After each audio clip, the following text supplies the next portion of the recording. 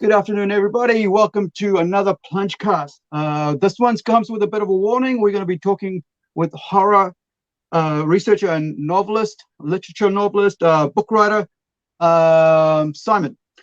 We'll talk about him a bit more, but I just want to give you guys a bit of a warning. We don't usually do these sort of more adult-oriented topics, and with horror movies and etc. that we're going to be talking about, there'll be some queasy stuff we're going to be talking about.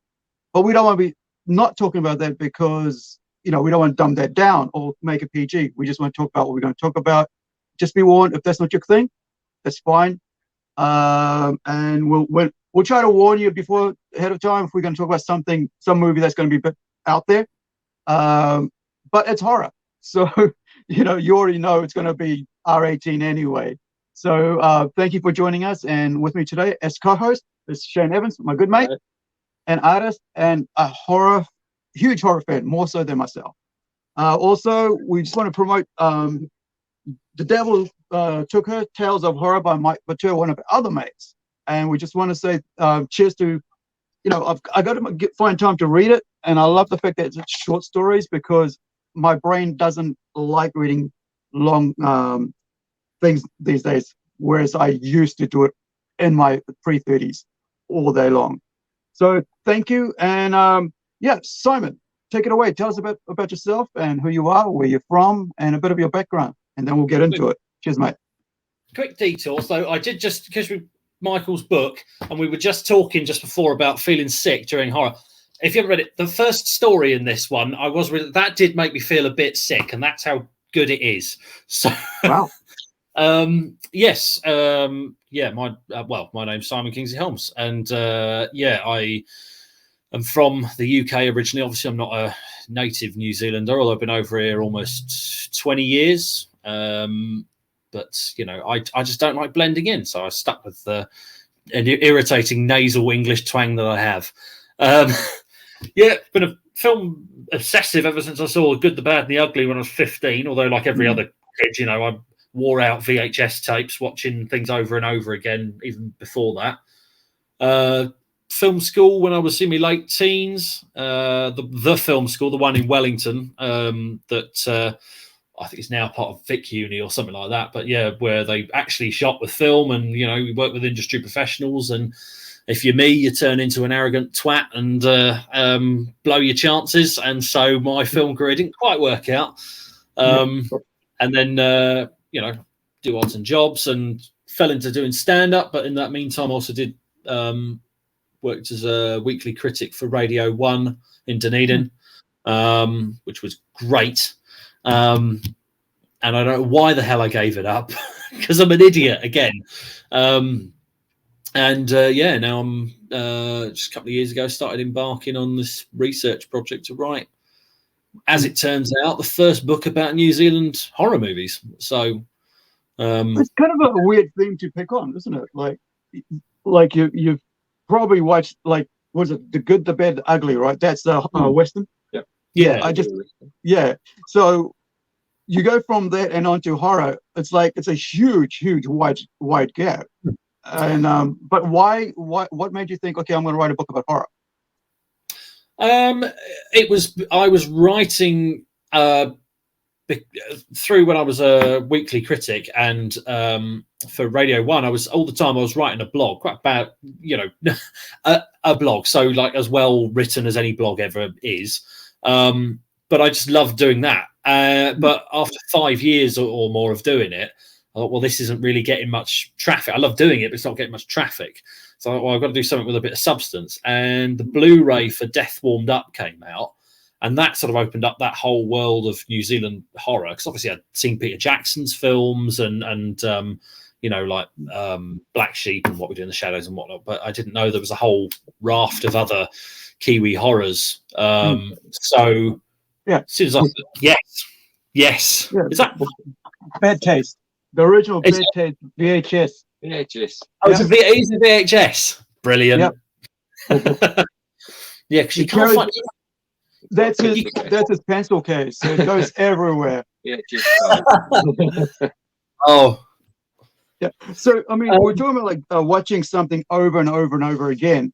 like one of my favorite movies is Beetlejuice, right? So it's kind of like in the PG, middle ground sort of but like way before all that, I remember a movie that I watched that really sort of kind of, I don't know, it must have been my first horror movie, which is Idle Hands. Have you heard of that? Michael Caine? Yes, yeah, I haven't seen it, but yeah. It's about a cartoonist, right? An illustrator, Okay. right? Yeah. Who loses his hand in a car accident, and that hand goes away.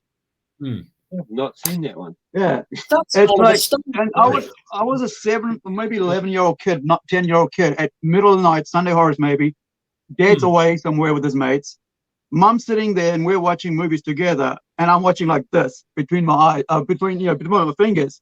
Mum's not saying this isn't for you, son, or something, because we're used to watching like crazy Bollywood movies, and so I'm sitting there, holding on to Mum in her lap and watching this thing, and that's the first horror movie I ever watched. The next one would have been Alien. Oh wow, was it Aliens or Alien? Alien. Yeah, so Alien, and so Idle Hands, Aliens, 2 different types of movies. Yeah. So nothing really scares me anymore, right? But there's moments that we saw recently in Terrorizer that Terrifier.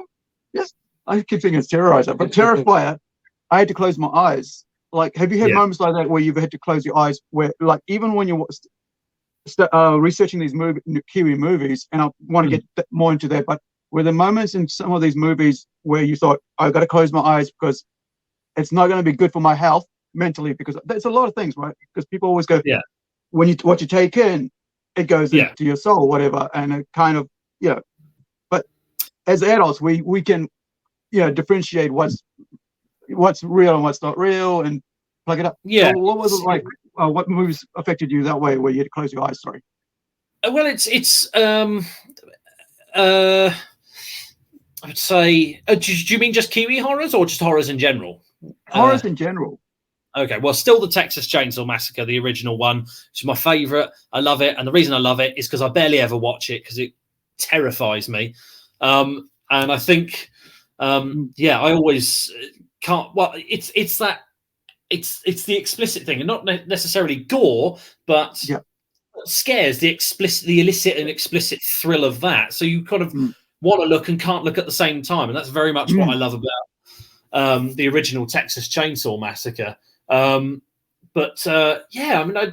if anything, if it's good enough, the best horrors, it doesn't have to be especially, intellectually edifying, but if it works, if it's terrifying, if the craft is done well enough. I mean, I watched, I thought I was, I remember the first Mario Bava film I watched, Black Sunday, and I didn't know much about Mario Bava at that point. And I just thought, 1960 Italian cheapy horror, this will be a bit of camp fun. And I got halfway through it and I had to turn the lights on because it was so creepy. I did not sleep well that night. Looking away, I think Don't Breathe was one that made me look away. Anything set in the woods. That's the one that people those 2 people who break in. Yeah. And the old lead actor, that old guy, he's brilliant. I've seen him recently in another movie. He's really, really good. There's loads of stuff. It's Stephen Lang. That's his name. Yeah, Stephen Lang. That's right. Yeah. In terms of New Zealand, he's an Avatar. Sorry, yes, that's right. He does a lot of soldier type, strong man characters, macho man characters. But like, it was really strange to see him in a role where he's supposed to be blind and stuff. And that was a good movie. That was really well done. That movie annoyed the hell out of me. Was it? Yeah, because I was always saying, turn the radio on. What do they do at the end? They make the noises. But horror's like that, isn't it? Like you're there as an audience going, listen to me. Do this, you stupid writer. How could you write that way? I think, but the whole thing is, I mean, I think the best ones are the ones that still work on you, even though you still work in you that sort of like fear way, even though there's an easy get out, even though they shouldn't have walked in that house, they should are doing all the things you go, I would never do that, but you still think, oh God, what's going to happen? Are they going to get out? Is everything going to be all right? Even though it's not. So it's also one of those weird things, because you watch a movie and you yell at them like, just do this, just do that. It's audience participation. But I mean, if a 6'7" guy with a machete and a mask came towards me, I don't know what the fuck I'd do. yeah, I've never had that in real life. Oh, dude. Okay. Real life, right? Situation. Nearly got murdered one night. All right. So yeah. So you're right about that. So like, I wake up right after being hit on the back of the head, knocked unconscious, with a guy on top of me, about probably just a bit bigger than Shane, right? And I wake up and I realize what's going on. Boom. I grab this guy's hand. That's all I'm doing. Everything in my head is don't let him go. The moment you let him go, the fist comes flying at your head, because I'm lying on the back on the footpath, and that's all in my head. So yeah, you're just always thinking, it's like, what is my one thing I can do to save myself from dying here? It was crazy. So I mean, I think, but the other thing is like audience participation. I think the part where you go, you're going, hey, that way. Yeah. You don't do that in normal movies. No. Yeah. No. I mean, you know the who's going to die next, and you don't think, please don't go that way. No. And you're screaming. It's like when you go to a good comedy show, right? Yeah. And you're laughing with the every time the comedy gives you comedian drops the line. What do you call that? Punchline, right? And you just all crack up. So it's kind of like that. And I think sometimes it works and sometimes it doesn't. I think. Yeah. In horror, sometimes you know exactly what's coming. Like some comedians, you know exactly what's coming. You know they're about to say something very inappropriate, and you still laugh your ass off. Like, it's the same with some horrors. I mean, that's why Halloween and that just keeps going. It's not exactly getting better. It's probably getting worse. But people, they have that expectation. They want to see them. They want to stab. Halloween 2 is my favorite. Like the mask. Do you remember that? Like in Halloween 2, there's masks, and the masks go out for all the people. All the kids wear them. Halloween 3. Oh, is it Halloween 3? It was like the best Halloween of all, as far as I'm concerned. My eyes in it. They all threw a wobble. Or Terror Train, where they it shouldn't have been called Halloween. I mean, I guess no, it would have been called Halloween because it was Halloween mask. On Halloween. Have you seen that Halloween 3? Sorry, Halloween 3. What, the Season of the Witch? Yeah.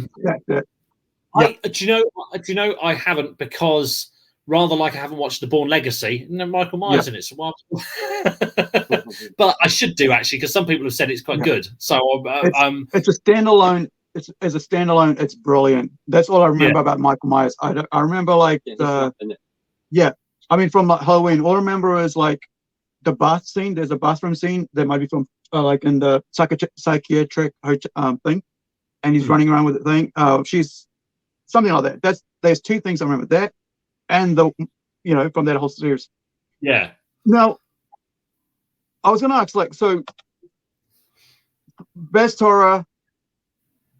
First best horror, worst horror, and best New Zealand horror film. Before we go into the New Zealand horror films. Oh, all right. Sorry. Best horror. Yeah, best. Okay, best horror. Well, global, everything. The original Texas Chain Saw Massacre. I know it's maybe not the most interesting answer, but that is the one that that scared me before I even saw it, because I can remember seeing when it got released uncut in the UK in the late 90s, and there was a poster up in this plaza we used to go, and it was of the Texas Chain Saw Massacre, and it was one of the final images of the sort of sun setting or sun rising behind Leatherface. He's got the chainsaw above the head, and you can't quite see his face, but something's not right, and that poster used to creep the hell out of me. And it was back when all the VHSs still had the creepy box art on them, so that worked on me. So worst horror, that's a difficult one. I don't know. I mean, this Freeway Killer, that's pretty bad. Microwave Massacre, that's a bloody horrible, grotty movie. Yeah. So it's like a C or D level. Yeah. Actually, do you know what? And this is I know it's controversial among some people, but I finally watched the uncut version of Cannibal Holocaust last year, and I hated it. I hated it so much, and I get that some people. I certainly don't. But it was interesting because the more I hated it, but I talk to people who like it and go with it, and it doesn't. And I think, okay, that's interesting. That's and the more I hate it, the less I think it should be banned over here. I don't know why, but it's dumb.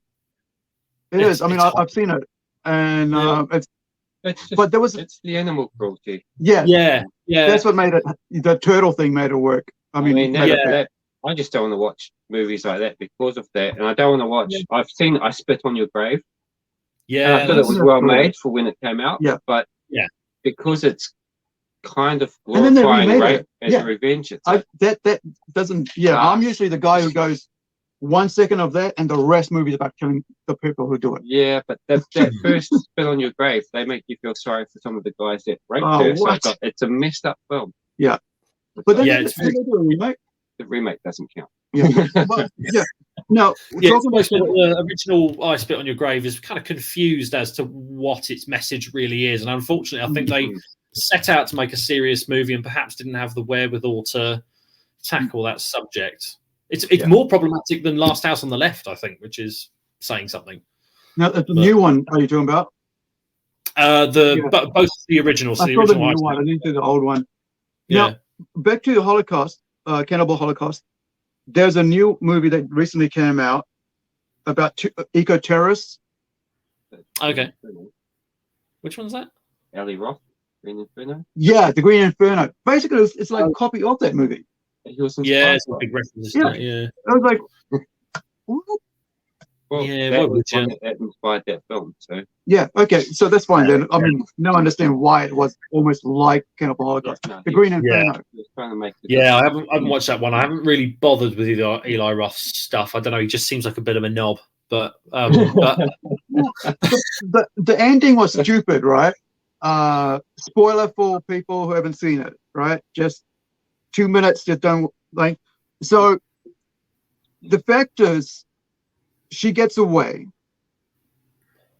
Now she can turn the tables and get these people removed because they just eat people. That's all they do, right?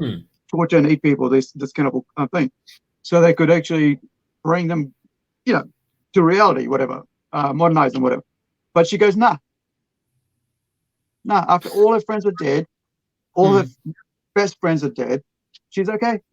Why? Because she wants that area to be protected. So she's going to allow people to die all the time because she wants. And that itself, it just seems like land over people doesn't go for me. That didn't work.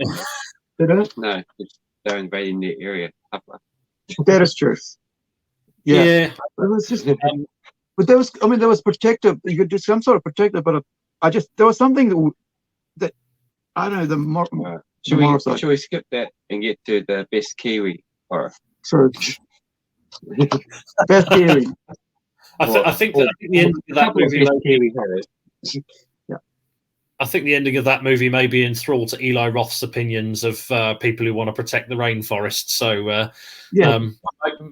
perhaps doesn't hold water on an ethical level. But I mean, it's fine. I haven't seen that movie. I'm not bothered that you spoiled the ending because I'm not going to watch it. Yeah, it's like movies coming out all the time, and only you can decide what to. Yeah. Best Kiwi horror is difficult because because the two I like best are quite different, so it's hard to sort of say which one I prefer more. But I would say it's a toss up between Mr. Wrong and Brain Dead. And they're Brain Dead. Yeah, two opposite ends of the horror spectrum, really. I'd say Mr. Wrong it's almost not a horror film, really. It's Brain Dead. All right, Brain Dead over here. And that was available at some stage. What is it with Peter Jackson's early work? Why can you not get it on Blu-rays? Oh, Oh, this one. Do you like this one? I like that one.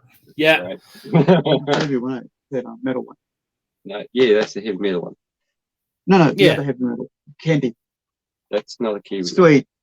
Yeah. But like, yeah. So, Brain Dead and Mr. Wrong. Now, who did Mr. Wrong? That's one I don't think I've seen. It's 1985 horror by Gayleen Preston, who's not known as a horror film. She did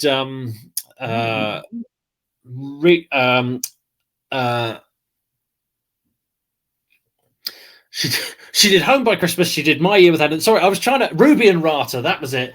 That was a 1990. Complete block Preston, on Ruby and Rata.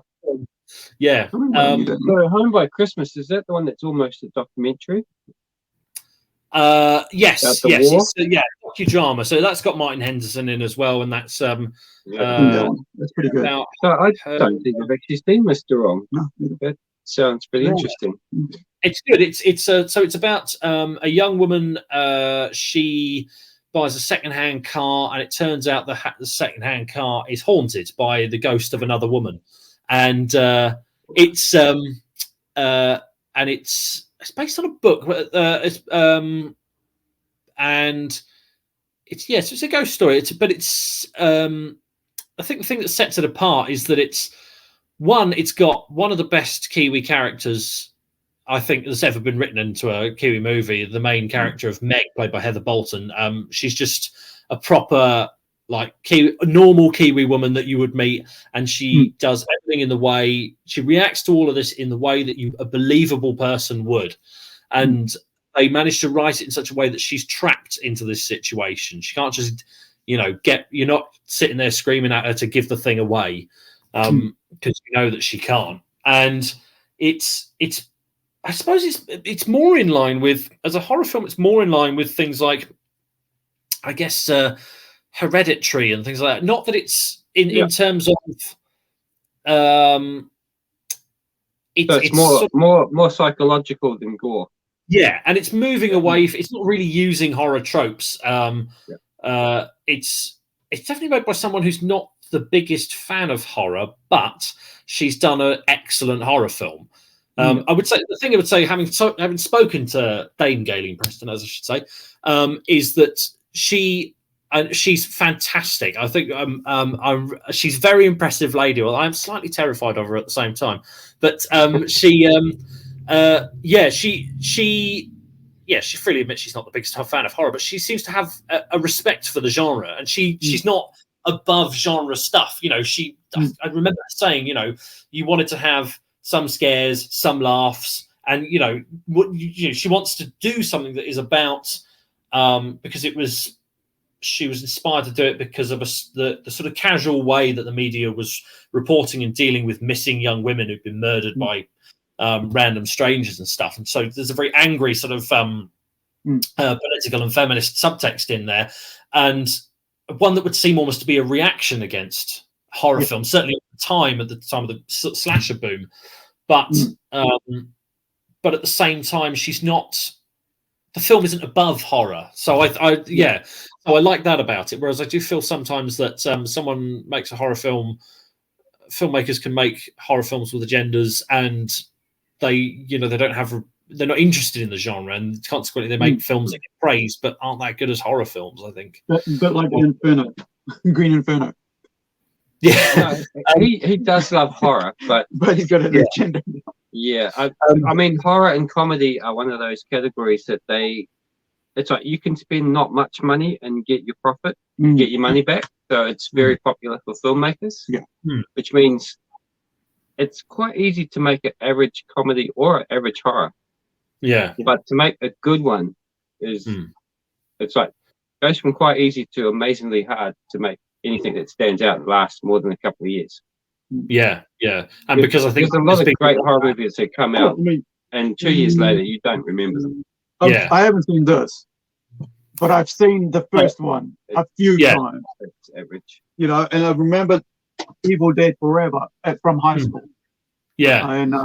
And 15 years old, 16 years old. If you're asking my favorite horror movies, that's Evil Dead. Yeah, I know I rate that above Texas Chain Saw Massacre. Sorry. Yeah. No, that's fine. Because I was annoyed because there wasn't much massacring in the Texas Chain Saw Massacre. It's like, where's the blood? This is very psychological, and I was expecting something much more violent for a movie that was banned. So it needs to be. You're probably expecting Terrorizer instead of Massacre. So if you switch it around, with all the hype, because I didn't watch it when it came out. Yeah. I mean, I watched it years later when I got it on DVD. A lot of hype, banned, blah blah blah, sick movie. And I'm like, this isn't a sick movie. It's actually well made, and it's all in your head. There's not much visual gore. Problem is that when we watch movies years later, like even decades later, and that those people at that time had never seen anything like it, in that scene, in that setting, even like with Cannibal Holocaust, right? In that setting where you don't have to see anything like that happen, they freak out because and make a big deal. Now, like everybody's freaking out over Terrifier.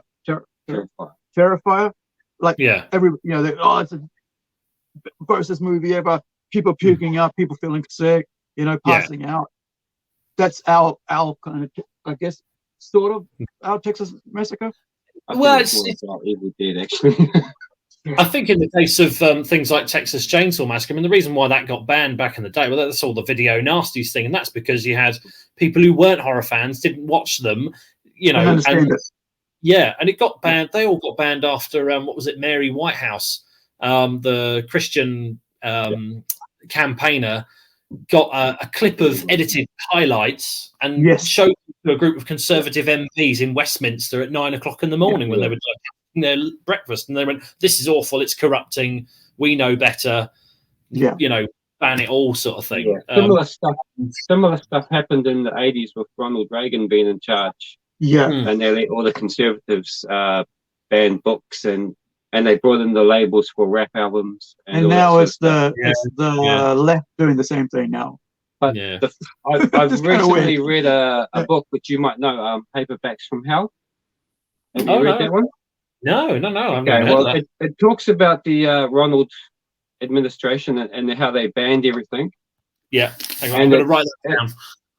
Yeah, Paperbacks from Hell. It's great. It's about 70s and 80s paperbacks mostly. I got it from Mike, the book. Oh, okay. But they talk about how the 80s, because they were trying to ban everything and trying to legislate it and trying to put ratings and systems on it, it actually backfired. They said some of the nastiest and sickest films came out straight after they're told you can't do it. It's always the case, isn't it? It's as soon as you tell them they can't do it. That's the same with banned movies like, what was it, the famous story that Life of Brian got banned in Sweden, so it did massive business in Norway, because Swedish people were getting bussed across the border to go and watch this movie that was so appalling.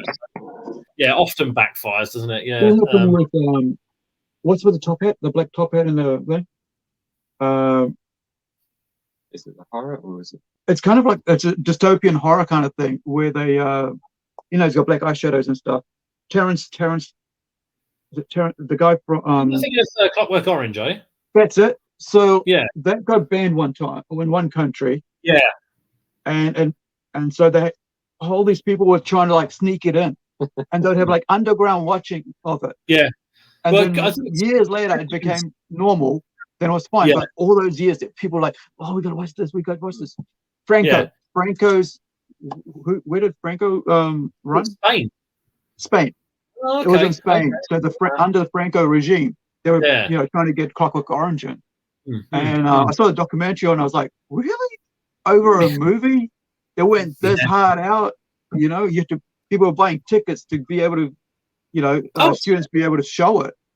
It's happened here. I've talked to a guy in Gisborne, a guy called James, who was into the video nasties in the 80s and 90s, and he got arrested back in '93 here in this country for getting a video of Cannibal Holocaust, an uncut video of that. And they said, because they said, they said to him, "We know what you're doing, stop it." And he got one. And in the time that he got the letter from the authorities saying stop it, he'd already put in a subscription to get a copy of Cannibal Holocaust from Australia, so it was on its way, and then his house got raided by the old Bill. So, it will happen. 30 years ago. Yeah, 29 years. Yeah, 93, 29 years ago. Oh, yeah. Yeah. So we try to we think we've like gone past that sort of thing where where we go, well, it's a film or it's a game, because like we put ratings on it, right? Like we put ratings like M, 16. I'm sure there's an 18 around here somewhere. Yeah, there's an 18.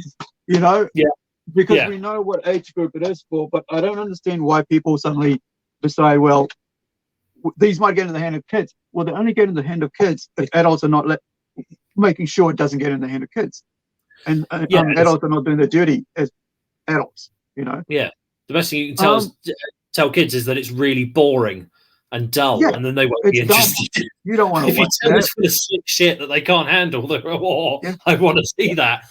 So it's like music. This has got a lot of terrible things in it. I want to buy it now. That's your reaction. Just tell them my parents won the award. They won't watch it. Yeah.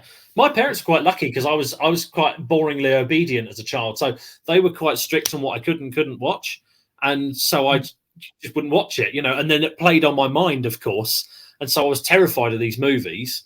Except bizarrely, whenever they would let me watch like an 18 rated film, it would always end up being one of the goriest films with the most amount of nudity. That's so bizarre. It's so like Monty Python's Meaning of Life. That's got loads of. That live organ transplant sketch is so violent, and it's gross. And they went, "Yeah, fine, that should be all right," So, or The Wicker Man, which has got so much nudity and sexuality that perhaps I shouldn't have watched. But oh Christ, what's that? Sorry, I've better turn me internet off on my phone. Somebody just pinged. I do apologize. It's that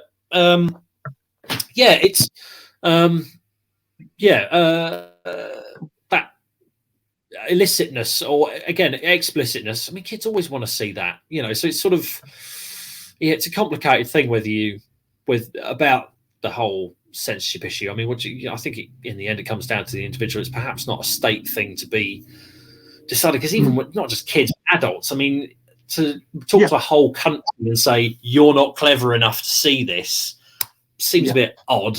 It seems, and it generally seems to be aimed at, I suspect is generally aimed at a sort of working class demographic. You're not clever enough to get this. You won't understand. We're middle class. We've been to university, and we understand this. Well, I don't think quite works. You don't know how art works. We know how art works. It will infect your brain this way, and I do think some movies should be put on the list, because I recently watched the 180 Days of Solemn.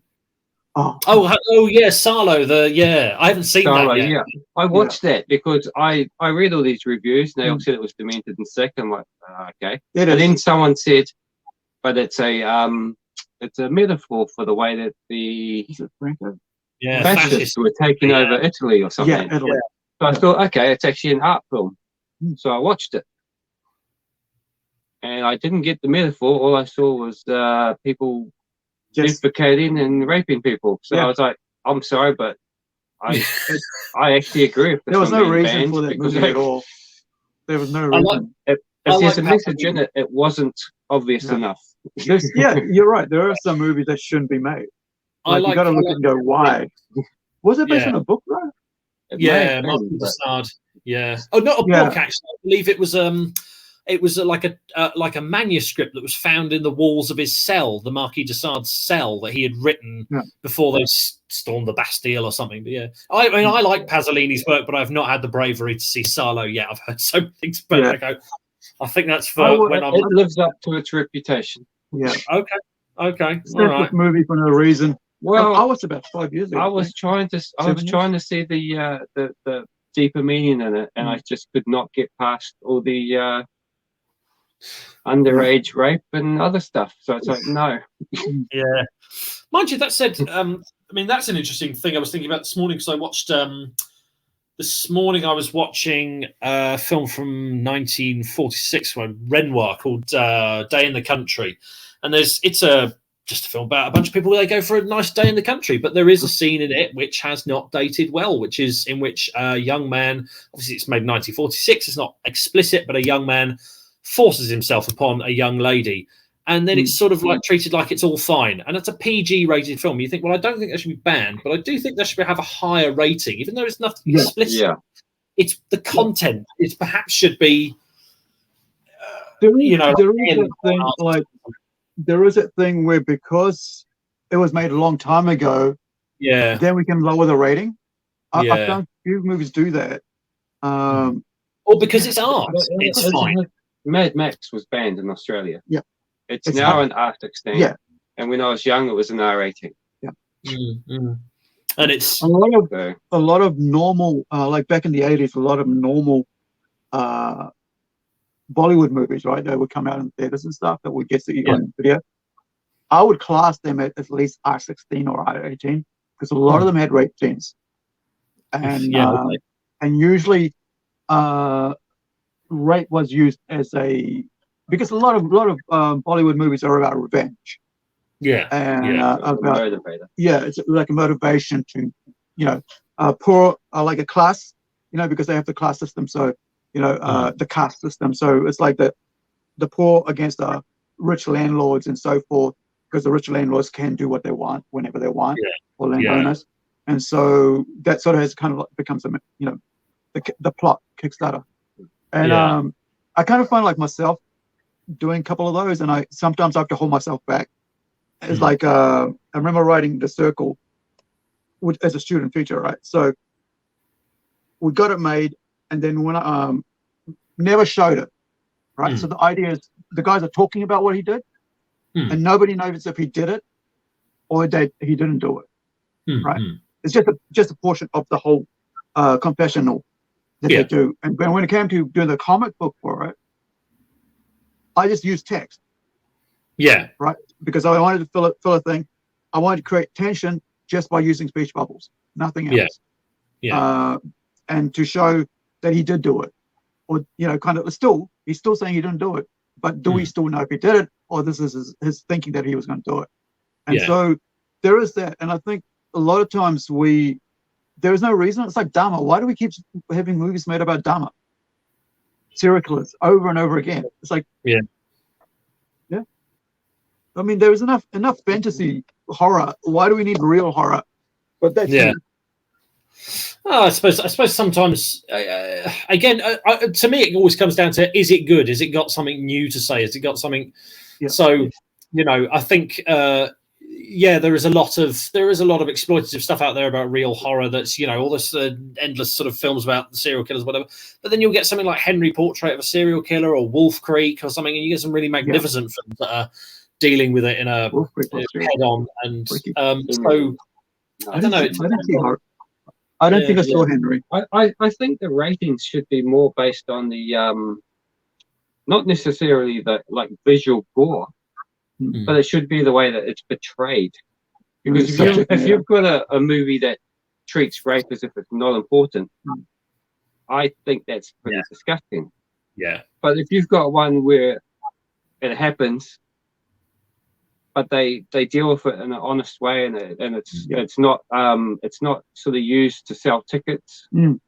So that to me is fine. Like I don't think Evil Dead should be an R18 because it does have a tree thing and it does have a lot of violence, but it's not a realistic portrayal. No one's going to watch that and go, that's true. Or they'll be excited by it. That's the thing. They're not going to be excited by it either, because every person I've seen that scene has just gone, oh shit. Yeah. But that's the other thing. So like if we're talking about topics like kind of taboo topics, right? That we can't have in certain movies and stuff, or in movies in general. But in horror, you can get away with a lot in horror because we know it's fantasy, we know it's but the other thing is it glorifying a subject is what really gets me. Yeah, I think Hostel is more messed up than half the other messed up films, because all my friends that saw Hostel, they would only talk about the gory scenes in it. They wouldn't talk about the story or the characters. They were like getting off on how violent it was, and I'm like, that's pretty messed up. I mean, did it have a good story? Were the characters good? Did it end well? My takeaway was like it's possible, right? It's like that was like possible, but my friends they were excited by the violence. So I'm like, you guys are messed up. I watch horror movies all day, and I don't get excited by that. Yeah. Right, I suppose it depends on. For me, those torture porn movies, I never really got into those ones. The first Saw movie is good, but I never went towards like Human Centipede and all that sort of stuff. It just does, But that said, I'm not above enjoying, like we just mentioned, Brain Dead earlier. I mean, my God, it's that fun violence, and a lot of the slash movies. And having got into slash movies in a big way a couple of years ago, I think the funny thing for me is the giallo films, the 70s movies from Italy that tend to be critically more well respected. A lot of them I tend to find quite unpleasant, and particularly because the way women are treated in those films, it's like it's quite nasty. Even the heroes are slapping women around and stuff. And the slasher movies from the 80s, like the Friday the 13th movies, I'm not for 1 second going to go, I think you'll find they're actually feminist movies. They're not. There is a sweetness and a kind of more innocence to them than the sort of leery nastiness to a lot of things from the Italian stuff. I mean, not all the Italian stuff, Something like Blood and Black Lace is fun, and the Argento ones are fun, but then you get stuff like Argento is pretty cool. Yeah. Well, Argento is more artistic. Yeah. A bit more thought put into the shots and stuff. It's not all just shock and all.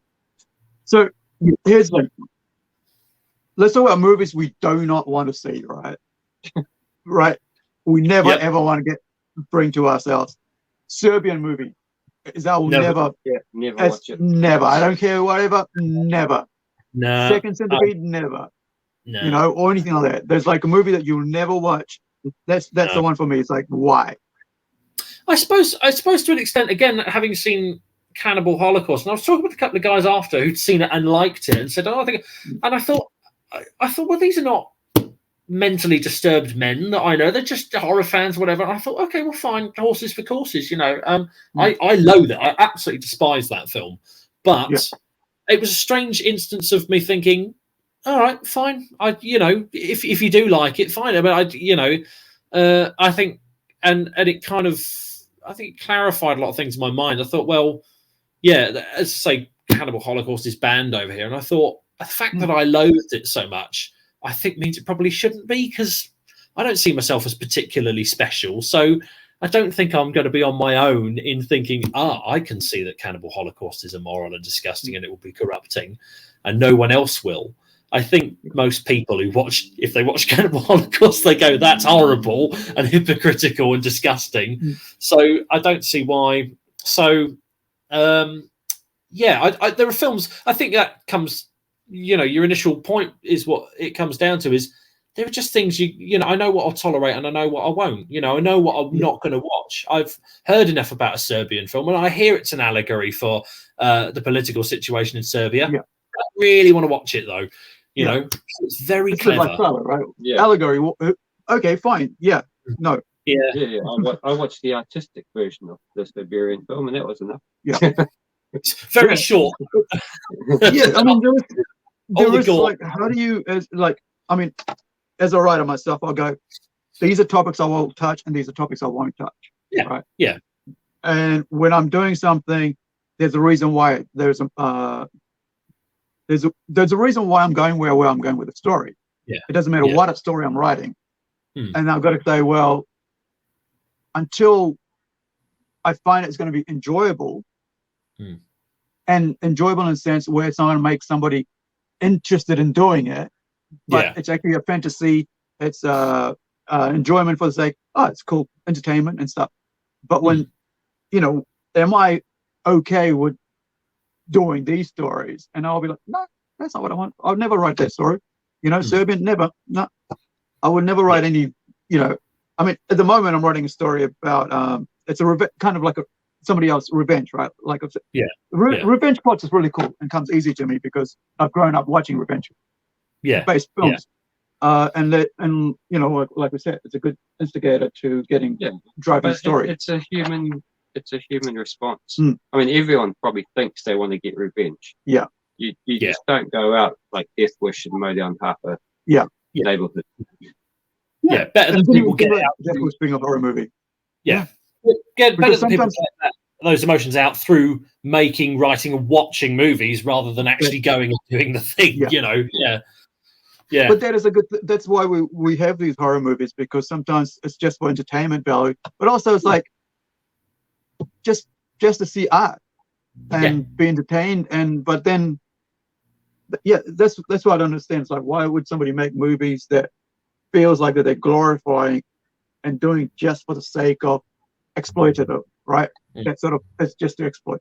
And then you got to have these audiences sitting there going, I feel exploited. I should not have been sitting here being exploited this way. Yeah. And I think there's that's a discussion. I think, you know, when you go to say, well, video nasties, that would fall under the video nasties for real. You know? Yeah. I think sometimes with, you know, we're all creators to one extent or another. And I think sometimes with regards to the people who make the extreme or something, particularly as a stand-up, when I watch like a lot of these sort of bad boy edgelords who come into stand-up and they've just got nastiness and vitriol. So I think sometimes it's a phase you're going through in life. It's missing, you know, it's not being guided. I mean, oftentimes I wish that I would just go over to these young guys and say, do you know what? It's okay to say you just want your mum. All right. You don't need to make these horrible comments about, you know, this group or that group. You know, you want to shock me, write a joke. That would really shock me, rather than just coming in here and ruining everybody's good times with some, you know, horrible vitriol. And I think that can happen with filmmaking as well. I mean, you know, someone, usually blokes, I mean, let's be honest with ourselves.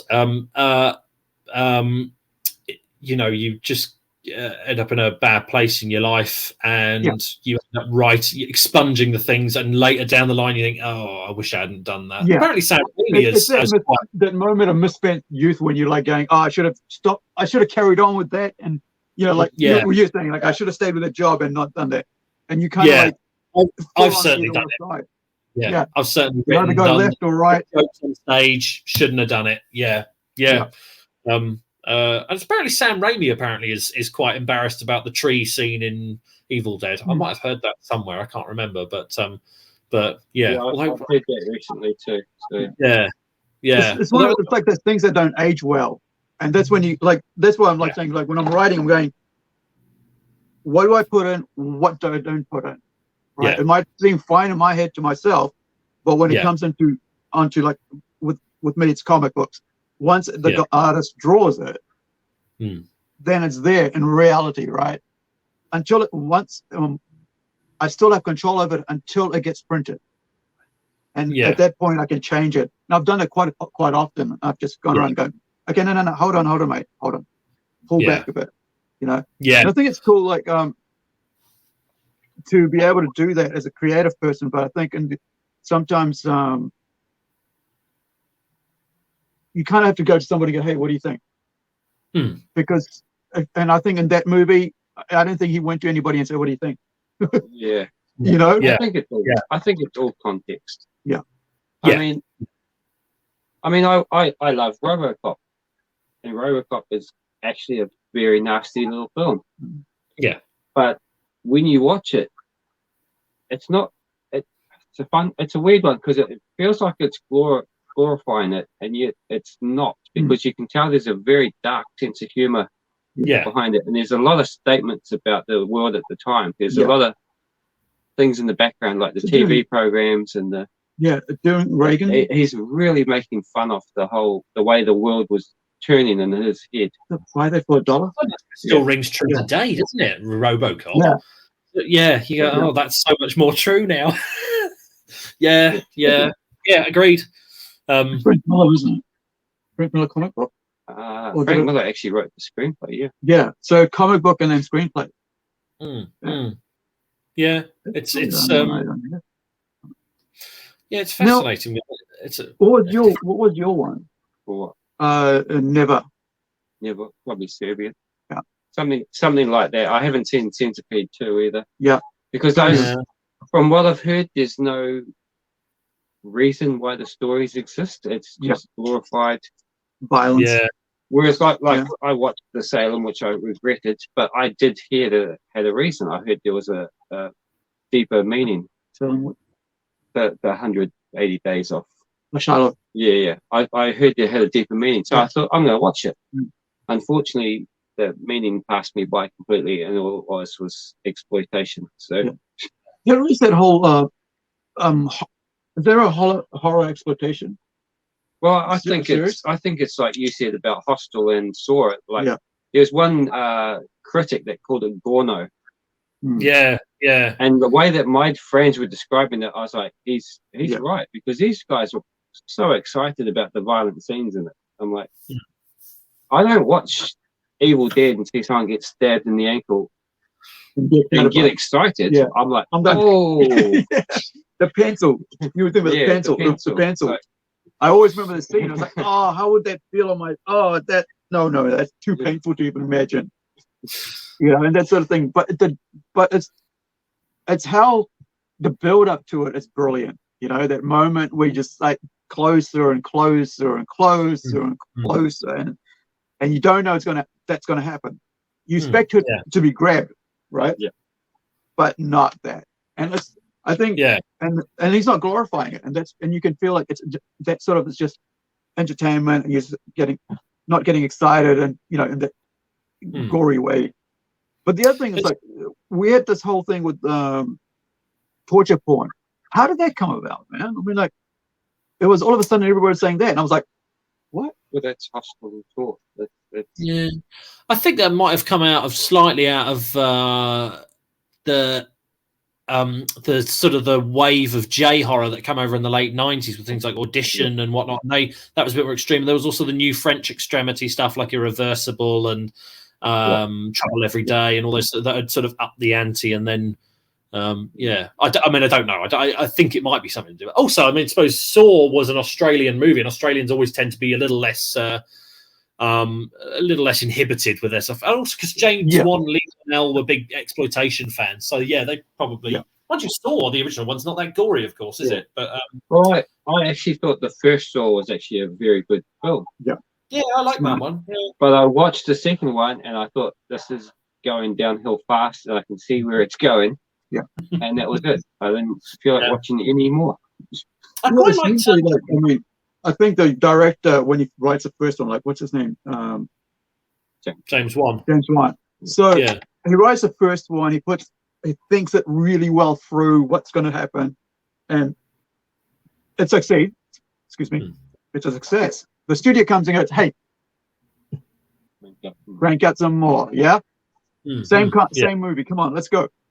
Yeah. Now he doesn't have the time to think about it and stuff, and that's where when you have to put out a movie every kind of year because to drive. I think that sort of it's like a band trying to make a album every year, whereas usually takes them 3 years, 4 years to get the right notes in place, and that's the same thing with movies. I think writing a script, you got to have the right notes in place, the right beats, as we say, the pacing, because otherwise, like. You won't like it. Like 2 doesn't, one was really cool. Like Cube's. Remember Cube? Yeah. Very clever. That's what I'm hoping happens with this book. This one's taken me long enough to write. I'm hoping it'll be excellent, and then the second one will be terrible.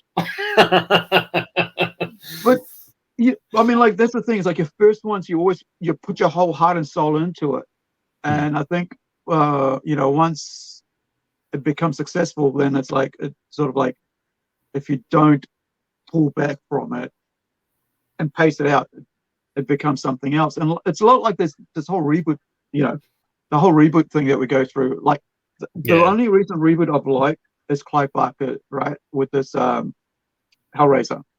Yeah, I thought that was okay. It's a 6 in my. It's passable as a reboot. It's a 6 in my ratings, right, out of 10. Or maybe 6.5. Have you seen it? Yeah. So I'm a huge Clive Barker fan, and I was looking forward to Hellraiser. It didn't excite me. Yeah. Right. there was a lot of hype about it, but when I got to see it, it didn't excite me. I watched the first one, and I became a Clive Barker fan of all his books, all his movies. Yeah. You know, way back when the first one came out on VHS. But I mean, you know, and it doesn't have the same excitement with this because I thought he came back and he was in charge.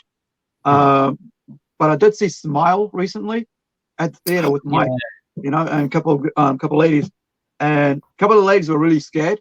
I had a bit of tense moments, but I enjoyed watching a horror movie at the cinema for the first time in years. Yeah, and I thought that was really cool. It was very smart. Have you seen Smile? Very smart movie. I tried original. to see that 3 times and I missed it. I for some reason I kept getting thwarted from seeing that. So I think it's gone now, isn't it? Yeah. I'll catch up with it. It looks really good. It's really well done. I think it's was it a build up or was it jump scares? It was just a nice flow. Nice build up. Yeah. It was really cool. The ones that build up last better than the long. You watch one full of jump scares, you can't rewatch it. Yeah.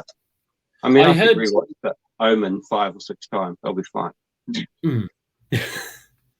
I heard Smile that I had a critic who hates jump scares said it does have jump scares, but he still enjoyed it. So, you know, see how it goes. Anyway, let's speculate about movies we haven't seen. Well, it's not original. It's like the whole idea behind it, who was in charge, like the characters. It went, you know, it did as a modern horror, and it, you know, I didn't feel like I'd been ripped off by watching it at the cinema. It was worth my $20. You know, and you can't often say that about movies. It was worth it was worth the ticket price, and it was worth the ticket price. For me anyway. Now we've talked about all these other movies and stuff for an hour, which I wanted to do, but now let's move on to New Zealand about writing. And this is where I'm going to let Shane, because he knows a lot more about New Zealand film than I do. I've never heard of Mr. Wrong, so you proved me out on that one. And and ask the questions we need to ask and find out more about the book and your research work, who you've been talking to, and so on. Is the book going to go like in a order by age, or is it just going to be a sort of be chronological by categories, or? No, it'll be chronological. And the only reason I can say that is because it's the only thing I ever thought of. I think so. What some of the oldest ones that you've got examples of? Because I won't know these ones. Well, this is where it gets a little bit complicated, because New Zealand horror movies really only go back to the early 80s. But I'm starting pretty much from the birth of cinema, because one of the first significant people in this story is a guy called Rupert Julian, who was a New Zealander from Whangaroa, which is up near where you guys are actually. He ended up he's barely known in this country, but he went to Hollywood and in the 1910s, and at one brief point was one of the biggest stars in Hollywood. He was a director star. 1918, he directed and starred in a movie called The Kaiser, the Beast of Berlin, because he bore a striking resemblance to Kaiser Wilhelm of Germany, who they just fought, World War One, and that was a big movie, made for $1 million and made, was one of the biggest movies that year. He then obviously became a sort of prestige director, and in 1925 he directed The Phantom of the Opera with Lon Chaney, which was Universal's biggest movie of that year. Unfortunately, he's sort of become a footnote in the history, because he didn't really have a legacy he didn't have anyone to look after his legacy. Him and his wife, they never had kids. His career kind of faded in Hollywood. He wasn't terribly well liked in Hollywood. I mean, consequently, the only thing that's generally known about him is that he directed Phantom of the Opera, and Lon Chaney didn't like him. So thankfully, for those who might be interested in this, Robert Cato, who's a journalist and photographer over here, he has a website about Rupert Julian, and he's unearthed a lot of very interesting stuff. and so it kind of starts there. I'm also looking at expat Kiwi actors who went and were in Hammer horror films.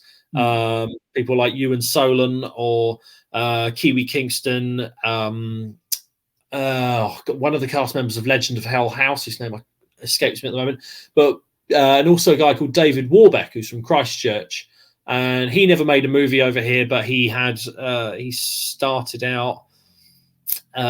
He was very close to playing James Bond at one point. He was like down to the last two, I think, until they smoothed over some issues with Roger Moore and got that one. But then he's in a couple of Hammer horrors, and he had quite a significant career in cult movies in Italy. So he's in Lucio Fulci's The Beyond and The Black Cat. He's probably best known for a short but significant role in Sergio Leone's film A Fistful of Dynamite.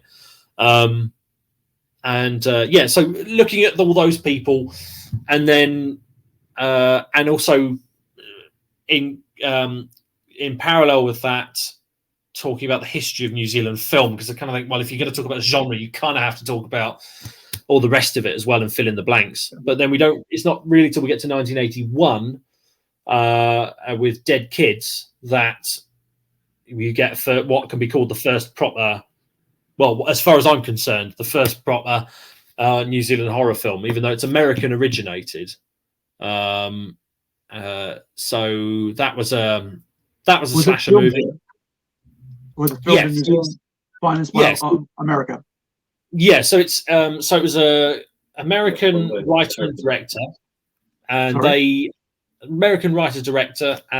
writer and director. So Bill Condon was the writer. He's now gone on to make films like the Beauty and the Beast remake and Gods and Monsters, and he's a big Hollywood director now. And a director called Michael Laughlin, who passed away end of last year, sadly. But and they were going to make a slash movie. They knew it would, get done quickly, but it ended up being made in Auckland, in Parnell and Ponsonby. No, Remuera. But it was mostly Kiwi money, and it was mostly Kiwi crew, and there's some New Zealand actors in there as well. So for my book, I'm counting it as a Kiwi movie. Yeah, and it's a terrific little film. Actually, it's like a sort of a hybrid of slasher movie and sort of 50s mad scientist movie. It's a terrific ramshackle little film that's got like a little dance number in the middle of it, and it's got Oscar winners slumming it, and it's got it's got some good chase sequences. It's got some crap bits in it, and that's fine. And then it's the first sort of proper New Zealand horror movie. I think would be The Scarecrow from 1982, which is more sort of a family-friendly horror film. Actually, it's one of the last films that John Carradine did. And you can tell it's a film about a mysterious man turns up in small town New Zealand. Odd stuff starts happening. John Carradine plays the mysterious old man, and he looks like he perhaps should not have been working at that point because he's so decrepit in it. He's doing a good performance, but it's, you do feel a bit sorry for him. But and you've got Next of Kin, which is 1982, and that's isn't that an Australian one, or is that a New Zealand Australian? So that's New Zealand Australian. It's originated in New Zealand, so it would have been a New Zealand made movie had they been able to get the money together sooner. But they met an Australian producer who went, "Come over here, we'll get it made, no worries." But the writer, director, and producer team were Kiwis. Okay. Again, I'm counting it. It's it may be a Pavlova debate, for that goes on for years. Most modern films are all co-productions now, so I'd count. Yeah, exactly. It's also got your favourite from Wolf Creek. Yeah, when he's very young. Yeah, what's his name? The actor? Jarrett. Garrett. Yeah. The villain from Wolf Creek, isn't it? When he's in his 20s, maybe. Yeah. He's got that dimple that you could lose light in. That dimple in his chin. That's a terrific movie, Next of Kin. That's so good. And I talked to the director, Tony Williams, and he's a lovely man. He's absolutely genuinely. Because Next of Kin unfortunately bombed at the box office. It just sort of killed his film career. And it's such a shame because you watch that movie and it's so well directed. There are so many brilliant ideas. Yeah. If you go on YouTube, you find his channel on YouTube. He's got all his adverts he's made over the years, and they're entertaining adverts to watch. You know, when was the last time you saw an advert that you didn't irritate the tits off you? And he's got this wellspring of all these stuff, and and you watch those, and his storytelling is incredible. And Next of Kin is, I mean, it gets compared. Personally, I think it's better. Controversial view, but I'm going to put that one out there. So watch it. I watched that one recently because I watched a Ozploitation documentary. Ozploitation. And I think Quentin Tarantino and several other directors were all talking about Next of Kin. Yeah. So after I heard Tarantino say you better watch it, I'm like, yeah. Was that not quite Hollywood? Compared it to The Shining. Yeah. But it's not quite that good. See, I disagree with that. I think it's better. I think it is better.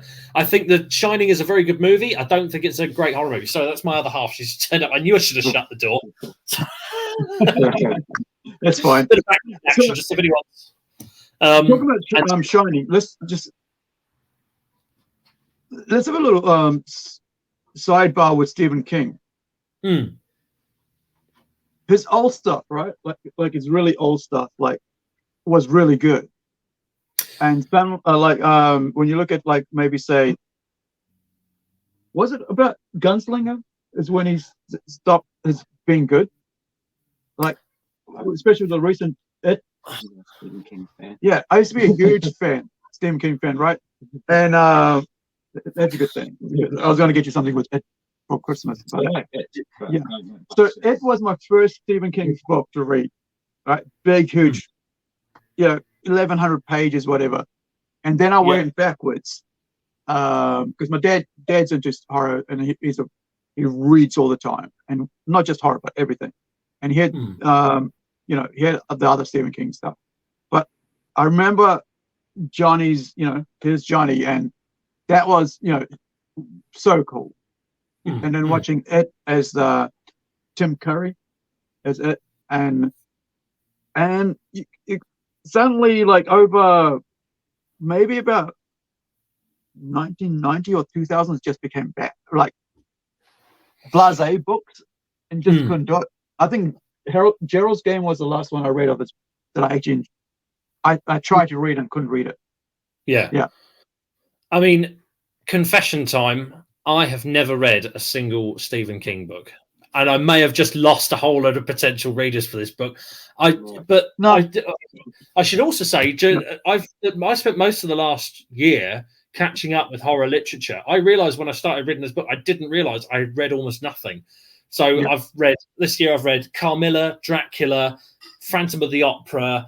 I've got The Exorcist on the go. I'm reading Michael's book. I've just been trying desperately to catch up with stuff. So I will watch it, but I am no Stephen King expert at all, and I'm ashamed of myself. I don't think I'm I'm not rushing out to read It because that looks a bit long. Shining, It, Cujo is pretty good. Misery. Yeah, Misery. Oh, dude. Misery is great. Misery, dude. Misery. Okay. Yeah, definitely Misery. Misery's up there with Shining, I reckon. Yeah, because Stanley Kubrick was really good. He put some of his own. Yeah, he put some of his own stuff into Misery, which is why I think it works. Because it's about a writer and fan. The Dark Half is about the same thing. Yeah, that was one of my. I like Dark Half. It was really cool. It's a book. Yeah, what's the New Zealand filmmakers? Are there any filmmakers in the horror thing that have done more than one or two apart from Peter Jackson? Yeah, well, at the moment we've got there's Jason Statter, who did The Dead Room and The Locals, and no, sorry, he didn't do The Locals. Oh, what am I saying? The Locals was someone else. But the one, but David Blythe is the real sort of, I think, the real horror, the really interesting horror film. Yeah, who did he'd be most famous for doing Death Warmed Up in 1984. Which is very splattery mishmash of, I don't know, revenge flicks, zombie movies. That was a hard one to follow, that film. I mean, then he had a brief flirtation with Hollywood, but that, unfortunately for him, didn't really work out. Mind you, that said, I think to an extent he dodged a bullet because he was going to do the third House movie. It was House 3, the horror show, and that one. But that's a House 1 and 2. Yeah, House 3 is the greatest American hero actor and a haunted house, and the son goes missing in the pool. I think I've seen that. You've seen it. It was an 80s hit. It was at every video shop. Yeah. It's almost a reminder of a Poltergeist. Ding Dong, You're Dead was the cover. Right. Yes, that's it. Yeah, just involved. Yeah. And then he did. So he's and I think he's so interesting because I don't know that any of his films, with all due respect to him, I don't know that any of his films are masterpieces, but I think he is one of the most interesting voices in New Zealand film in terms of. So what he did, Death Warmed Up. What were some of the other ones he did then? So he did Red-Blooded American Girl and Red-Blooded American Girl 2. He did Angel Mine in 1978. It was his first film. That's a very sort of strange mockumentary satire thing about suburban life in New Zealand. That's really weird and messed up.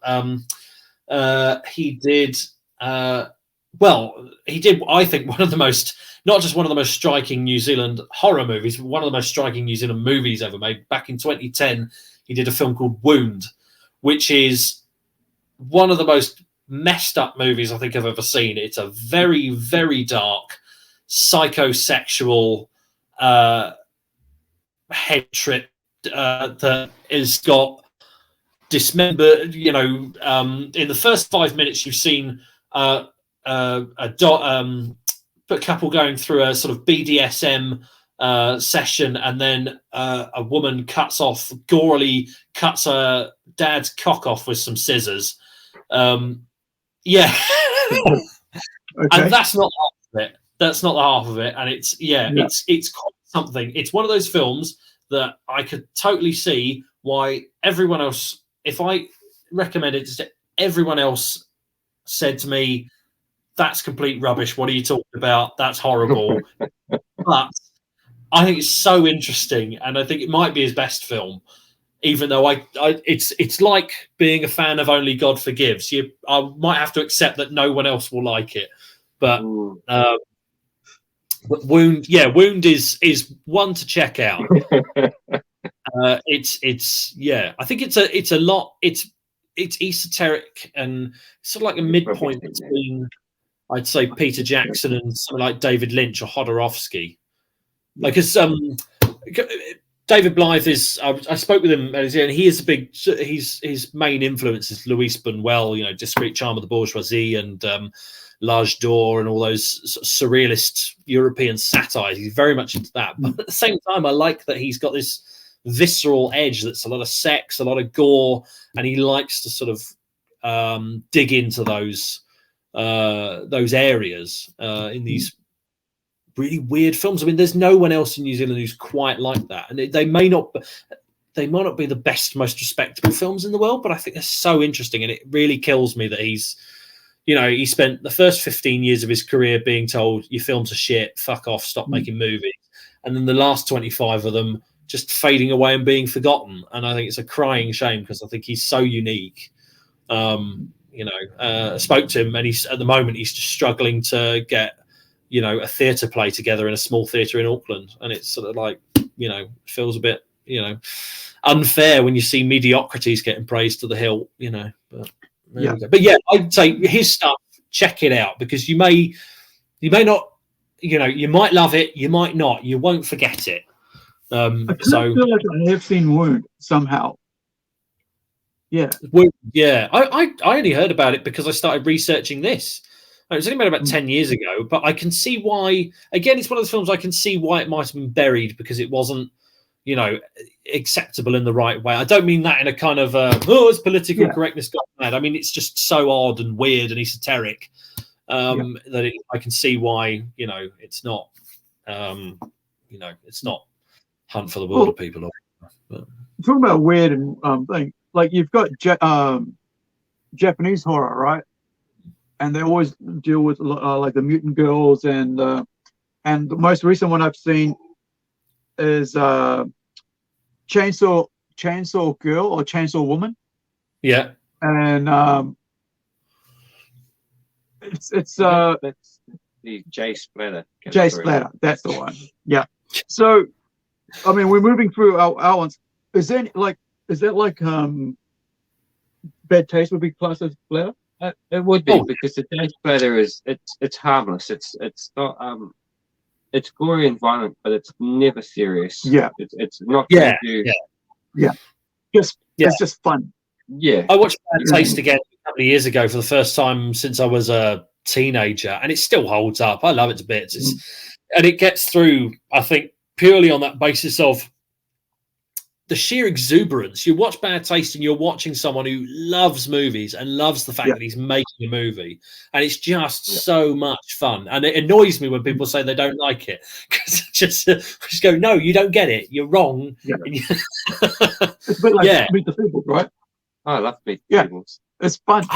I honestly think that when Peter Jackson got millions of dollars to make Lord of the Rings, he became a worse director. Yeah, he's never quite. I think his creativity just went. Mind you, that said, that World War I documentary he did, I thought was the best thing he'd done in years. But yeah, the bigger stuff, I like it, but I don't love it. Yeah, that was Star Wars. No, the Mortal Engines. Yeah, which was Star Wars with a different bloody visual. Yeah, so like it came and went. Nobody really talks about it, and you kind of think like, well, I mean, I shouldn't be shitting on Peter Jackson, because I know with a Hollywood production, you've got 8 producers all sitting there going, you can't do this, you can't do that, you can't do this. You've got to please as many people as possible. You have to have a happy ending. You've got to make it look good. Like, you're not allowed to stand out and be weird, because people might not like it. Tarantino said just this week that he would never work for Marvel. Yeah. Because he said that you're basically a hired hand. I'm not looking, and he goes, I'm not looking for a job. Yeah, I make movies for me. You know, basically, I'm not looking for a job. And if you're going to Marvel, you're looking for a job, right? Yeah. And you're a hired hand. They tell you what to do, when to do it, how to do it. You know? It's like you watch Taika's, like, I haven't seen the last one because I just couldn't stand the one before it, right? Thor. Yeah. Like this, I think the second one's really good. Yeah, Ragnarok was good. My sister went to see it 3 times at the theater. It was nice and fun. But then it was like, now you got to make it more fun. Now you got to make it more comedy. Now you got to make it more. It's like, you got to pull back and, you know, do it right, like you did it before. But it's like, but that's the thing. Like, you got 6 different producers and executives there telling $120 million that you can't waste. Yeah. But then the other thing is, like, you see all these people that actually waste it, and nothing happens, and they get the new job over and over again. And it's just stupid.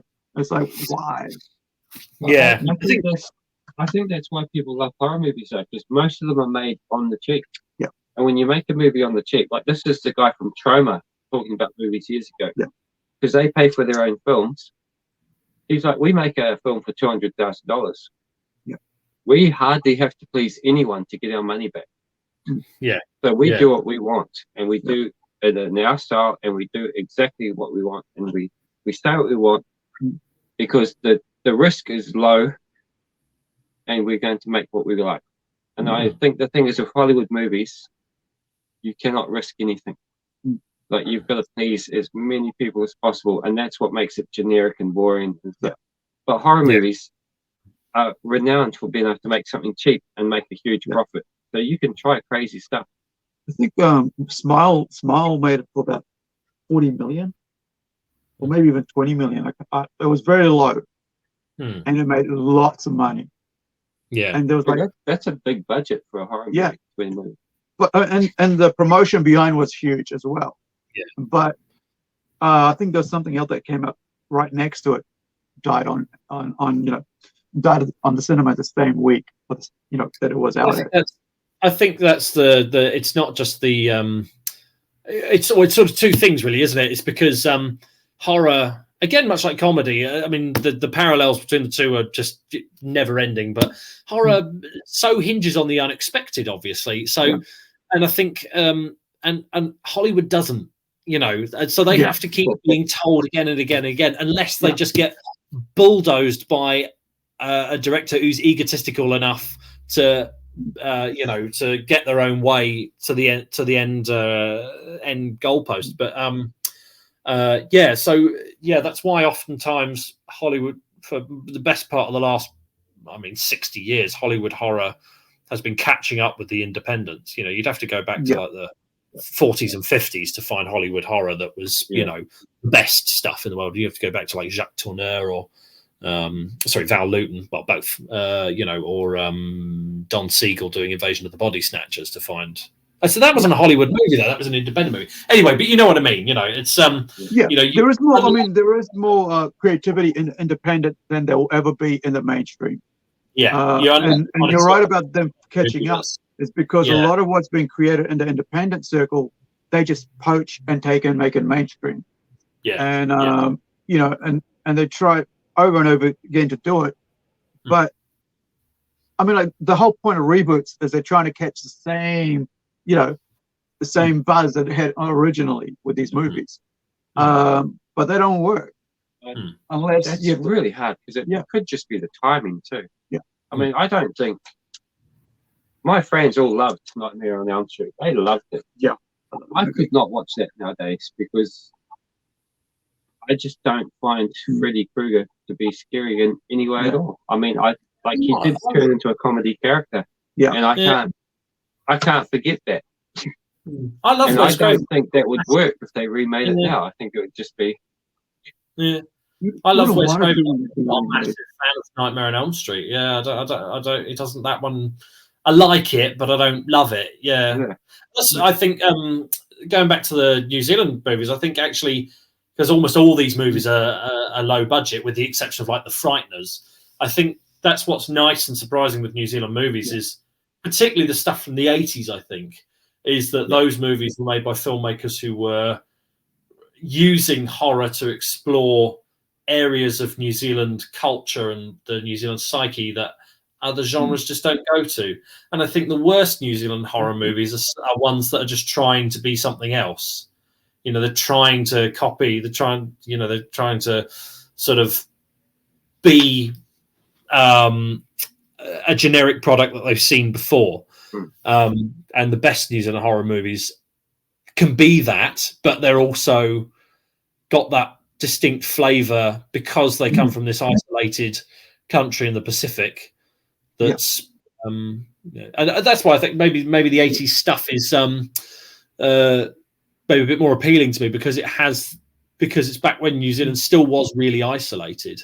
And so to me as an outsider, to an extent, I'm seeing things that and ideas and characteristics that I otherwise wouldn't do. So something like The Lost Tribe or Death Warmed Up or Mr. Wrong, or even something like Bridge to Nowhere, which is not a good film, but it's got stuff about it that's different, So I think that's been a lot of the enjoyment of researching this has been seeing what dark air is like. There is a lot of Kiwi horror, more so than anything else, really.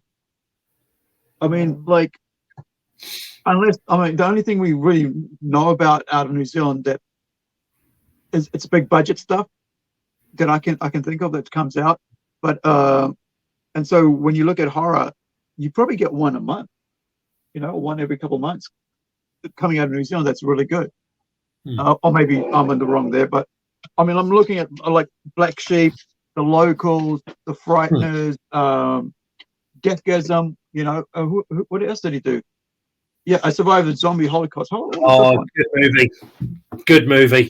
Yeah. I like that film. We got that one. I know half the cast in that. Have I seen? Trying to remember if I've seen Blood Punch, right? No, I haven't seen that one. Housebound. Oh, I think I've seen Housebound. It's pretty good. Yeah. Yes. I watched half of Housebound this morning, and I have to finish watching it tonight because it goes somewhere else. Yeah. Okay. Yeah. Brain Dead. Love it. I mean, Lawnmower Massacre. I want to talk about Deathgasm, just a side note, right? Because I'm a metalhead, and so is he. So when you bring heavy metal into a horror scene, right? And the other one's like Hard Candy, right? So you got Hard Candy and you got Deathgasm. The two awesome movies about music with horror. I mean, horror movies with music as a thing. And have you been able to talk to this dude about his movie? I can't remember his name. No, I think I think I might have sent out an email a while back, but again, I think because he's he's doing very well for himself, so someone like me to come along. But yeah, Deathgasm I think is so much fun and actually quite smart in terms of how it's. I'm not Jason Lee Howard. Sorry, my bad. Yeah, Howden. Jason, our eyes are not too good. They're really tiny things. So Jason Lee with L-E-I Howden. Yeah. So, I mean, having someone like that do well in current day with New Zealand horror, I think it's really good to have someone like that. What is it called? A leader or a thing? Because I mean, we've had Peter Jackson, right? Yeah. In the 80s, and so he's got mainstream and done really well, put us on the map. Now we have Jason basically doing it again. Yeah. It seems like the younger Peter, and I think what he's doing is really awesome. I really think, as a horror, as a horror fan, and as a seeing a New Zealand horror do really well is really cool to see. Yeah. And when I realized it was made in New Zealand, I was really excited even more because hey, it's a horror, it's metal, the two things I love, and it's Kiwi, which is I love to promote that even more. Now I haven't seen was it the Lost Tribe, the zombie one? The Maori. The Deadlands. Deadlands. I haven't seen Deadlands. That's really good. Now, have you talked to these guys about the books? The Deadlands. I haven't. I think I've sent out probes again. I've yet to hear back.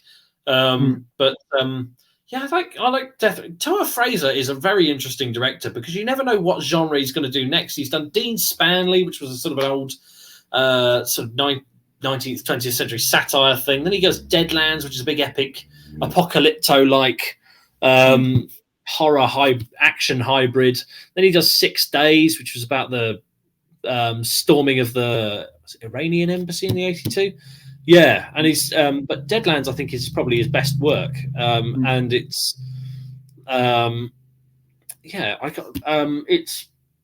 it blends all those sort of genre elements so well. I think that's what it has in common with Deathgasm, actually. I think because a lot of times New Zealanders, perhaps more than most, like to mix up the genres.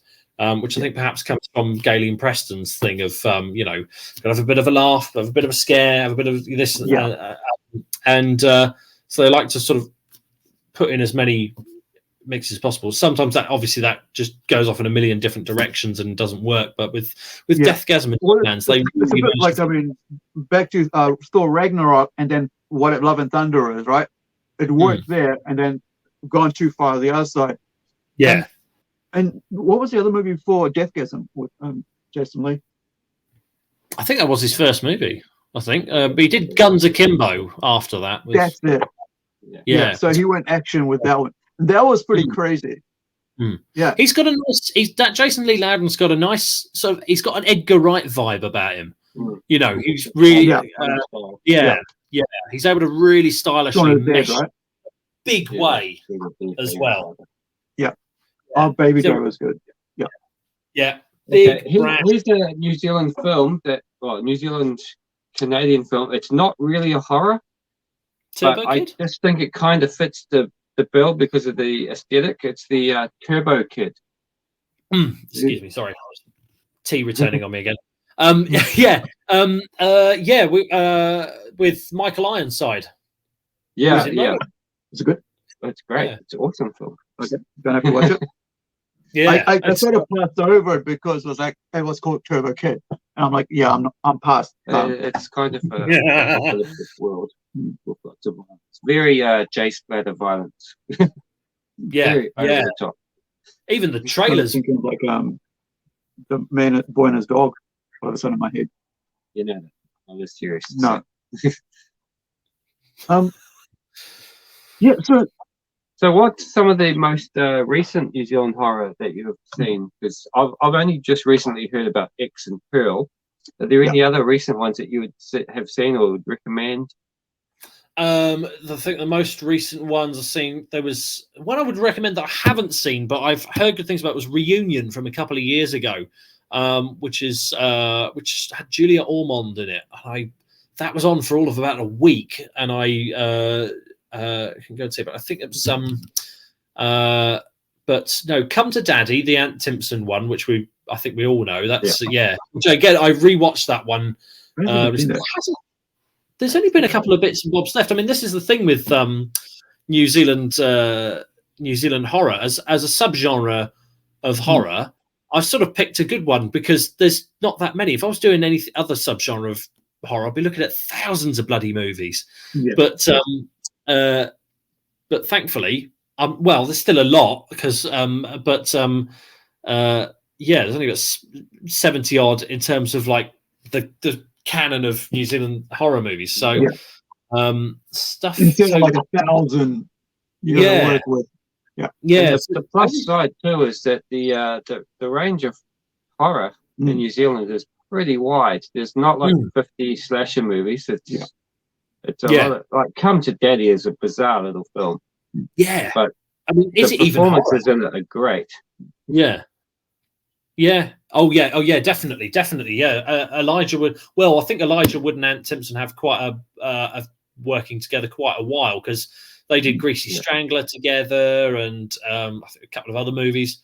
And Come to Daddy. The first time I watched it, I just it sort of went over my head a bit, and then I rewatched it, and that's so much more of an interesting movie. It's I don't quite know what's going on in there, and I'm desperate to talk to Ant Timpson about that film because there's so much to unpack in that thing. Michael Smiley. Halfway through that film myself, I was watching it and I was interested, but I didn't know if I actually liked the film. But by the time it ended, I was like, "That's an awesome film." Yeah. But it was it took a while to get going. But I like the fact it had some good twists in it. Yeah, and it has a fantastically feral line towards the beginning when Stephen McHattie is pretending to be spoilers for anyone who's hasn't seen. Stephen McHattie says to Elijah Wood something along the lines of, "You're going to die and be left as a skeleton, and there'll be rats just chewing away at where your vagina was." It's one of those lines you just go, "That's so disgusting. That was worth the whole movie. The whole movie could have been rubbish, but it was worth it. That line alone." It's Come to Daddy is one of those ones that was definitely rewarded rewatching.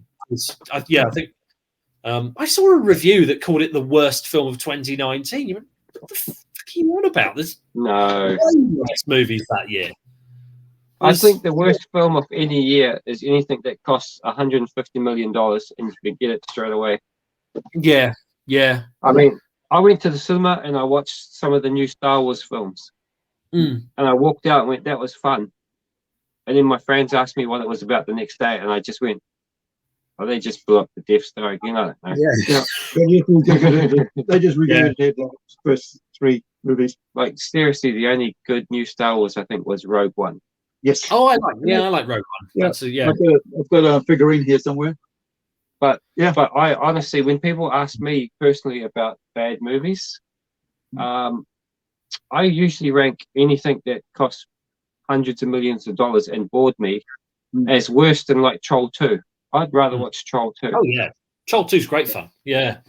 No, if it has to be a really, I mean, actually the 2 movies from recent years that have really, really wound me up have been Halloween Kills, which because I really enjoyed Halloween 2018, and Halloween Kills I thought was so pretentious and just badly made, and we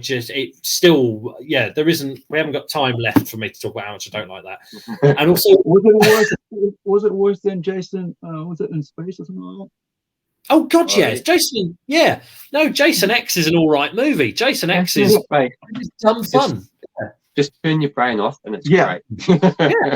That's what I remember from just being fun movie. Halloween Kills has nothing to compare to the face freeze kill in Jason X. So and the other one was The Greatest Showman. I cannot tell you, and I was on a date when I went and saw that one, so it was in my best interest to pretend that I liked it, and I couldn't even do that. I hated that movie so much. I thought that was on a level of Cannibal Holocaust in terms of how hypocritical it was. And again, I've been thinking about doing a show about how much I hate that movie and why. I hate Hugh Jackman. I usually don't hate on movies. When it comes to horror, I kind of go, I liked it or I didn't like it. Yeah. And usually I like it. I don't think of like a lot of horror movies. I just go, that was fun. And that's it. Yeah. Next movie, please. But when you, especially like you said, like if they spend hundreds of millions of dollars on a movie and nobody remembers, that's a huge, hole they've dug for them so they can't get out of. Then they've got to make another dumb $100 million movie try to get out of. But I mean, if you make about, say, for the same $100 million, $10 million movies, you'd make just as much, and you'd have probably one or two of them will be very well received. Well, isn't that the Blumhouse Productions? Isn't that their theory that they make every movie for $10 million or less? Yeah. And that way they can make a lot more. Like if they have one or two that flop, it doesn't matter. Yeah. That's basically where you got to look at it. Why spend hundreds of millions of dollars on one movie when you can make the same like 10 for the same price? Well, it's interesting you should bring up Blumhouse because, of course, Universal tried to do that Dark Universe thing with The Mummy, and that bombed. That was a terrible movie, and it bombed. And then they pushed that off to Blumhouse, and then they made The Invisible Man, which was a much better movie, and they made that for about 10 million or something like that. So that was a scary film. That was good. Yeah, and The Mummy was made by people who clearly didn't like horror, didn't want to make a horror. Yeah, appalling movie. I did hear that Mr. Tom Cruise got to put a lot of his say into that Universal thing, and that did not work well because everything he wanted was action movie based. Yeah. You kind of forgot what you're aiming for there. So that's a Mummy, Wolfman, Frankenstein. What's the other one? Dracula. It's all the classics. Invisible Man from the Black Lagoon. Yeah. I thought that was it. That was the fourth one. Which from Black Lagoon? There's a lot. So what was the other one? Oh yeah. So the most recent series of horrors that I watched is called the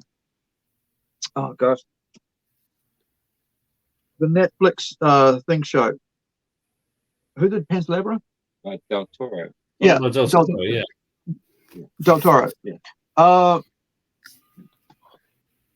a couple duds. It's just like Blumhouse, right? So there's like 45-minute, 50-minute episodes of standalone movies, basically hour-long movies. Yeah. And anthology. The first one for me was like, if they took away all the racist stuff in it, it would have been a great movie.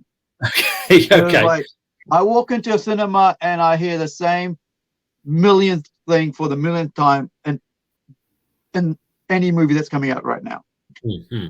You know, and so I basically said, this is not a good way to invite your audience into watching your whole series, because everybody's tired of that whole regurgitated white man bad, racist. Put it in the middle, fine. And the start, no, because there's some really, really amazing, exciting episodes in it. Like there's Autopsy. Episode Autopsy, you've seen it? Yeah. So the Autopsy, brilliant. Like it's just so well written, well done. I think David Goyer did one episode, wrote and directed one episode as well.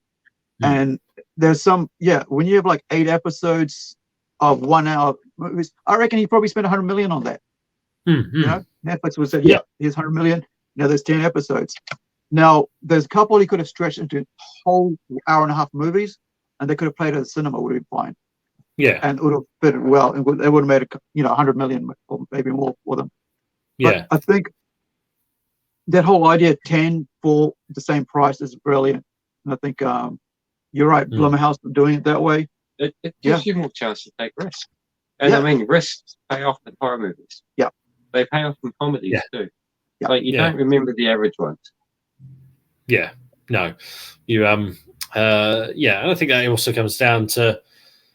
It may not even may be something that's not even on the surface of it terribly groundbreaking, but if it's just really it's something you didn't know, but it was solidly made, and it really just hit every sweet spot. Knew what to do, and that's so like I guess going back to things like Blair Witch Project, that just was a hit because it came out of nowhere, but they knew what to do. They knew what they were doing, and they had their idea, and it had been done before, but they found a new way. They found their own way through it and just did it really well. Obviously, for some people don't find Blair Witch Project scary at all. I'm not one of those people. It terrifies me. It didn't do anything for me. Yeah, but I didn't see it at the cinema though. That's the thing. I didn't see it at the cinema on opening it. I saw a video of VHS or whatever it was on. Blair Witch. Hey, I want to talk about excuse me, Babadook. Is it Babadook? Babadook. So Babadook is basically, I think it was last weekend, was mentioned as a story, short story plot in the Simpsons. Okay. Yeah. So this little horror thing is part of the Simpsons lexicon now. I don't know how much that movie cost, but I mean that was a low budget. Yeah. A low budget horror movie makes it all the way into this, into Simpsons. It's amazing, isn't it? Yeah.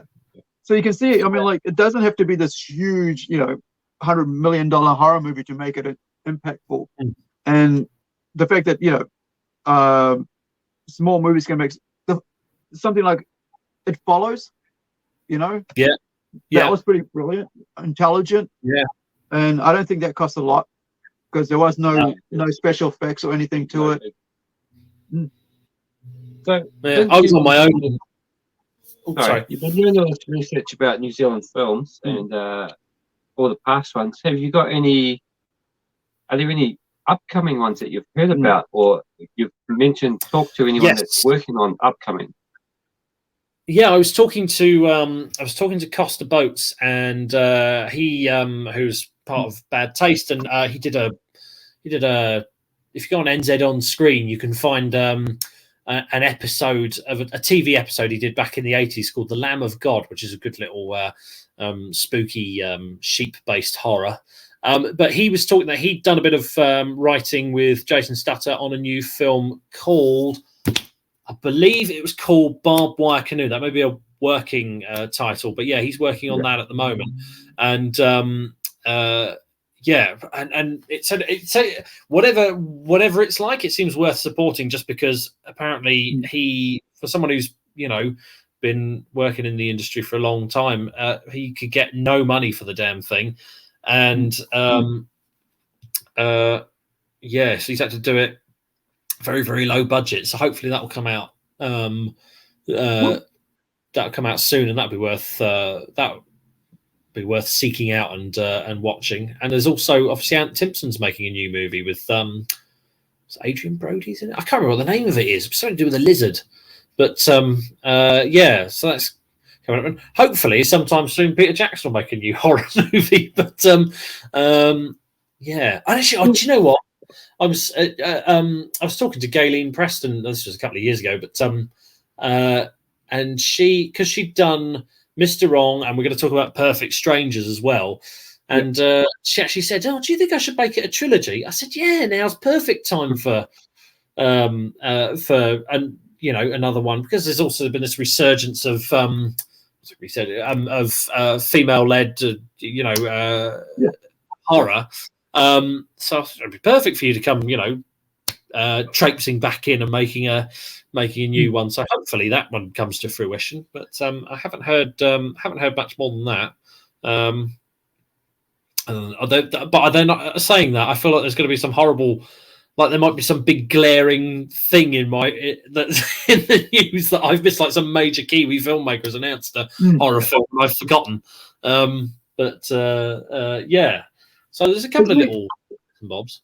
As we come to the last 15 minutes or so, I was wondering, like, with the the surge of crowdfunding, right? As well as yourself funding it for your book and stuff, trying to look for publisher and so on. Before I get into that, have you had to, like, when you're writing and using references and stuff, did you have to do some legal thing? Like, did you have to somehow get some what is that called?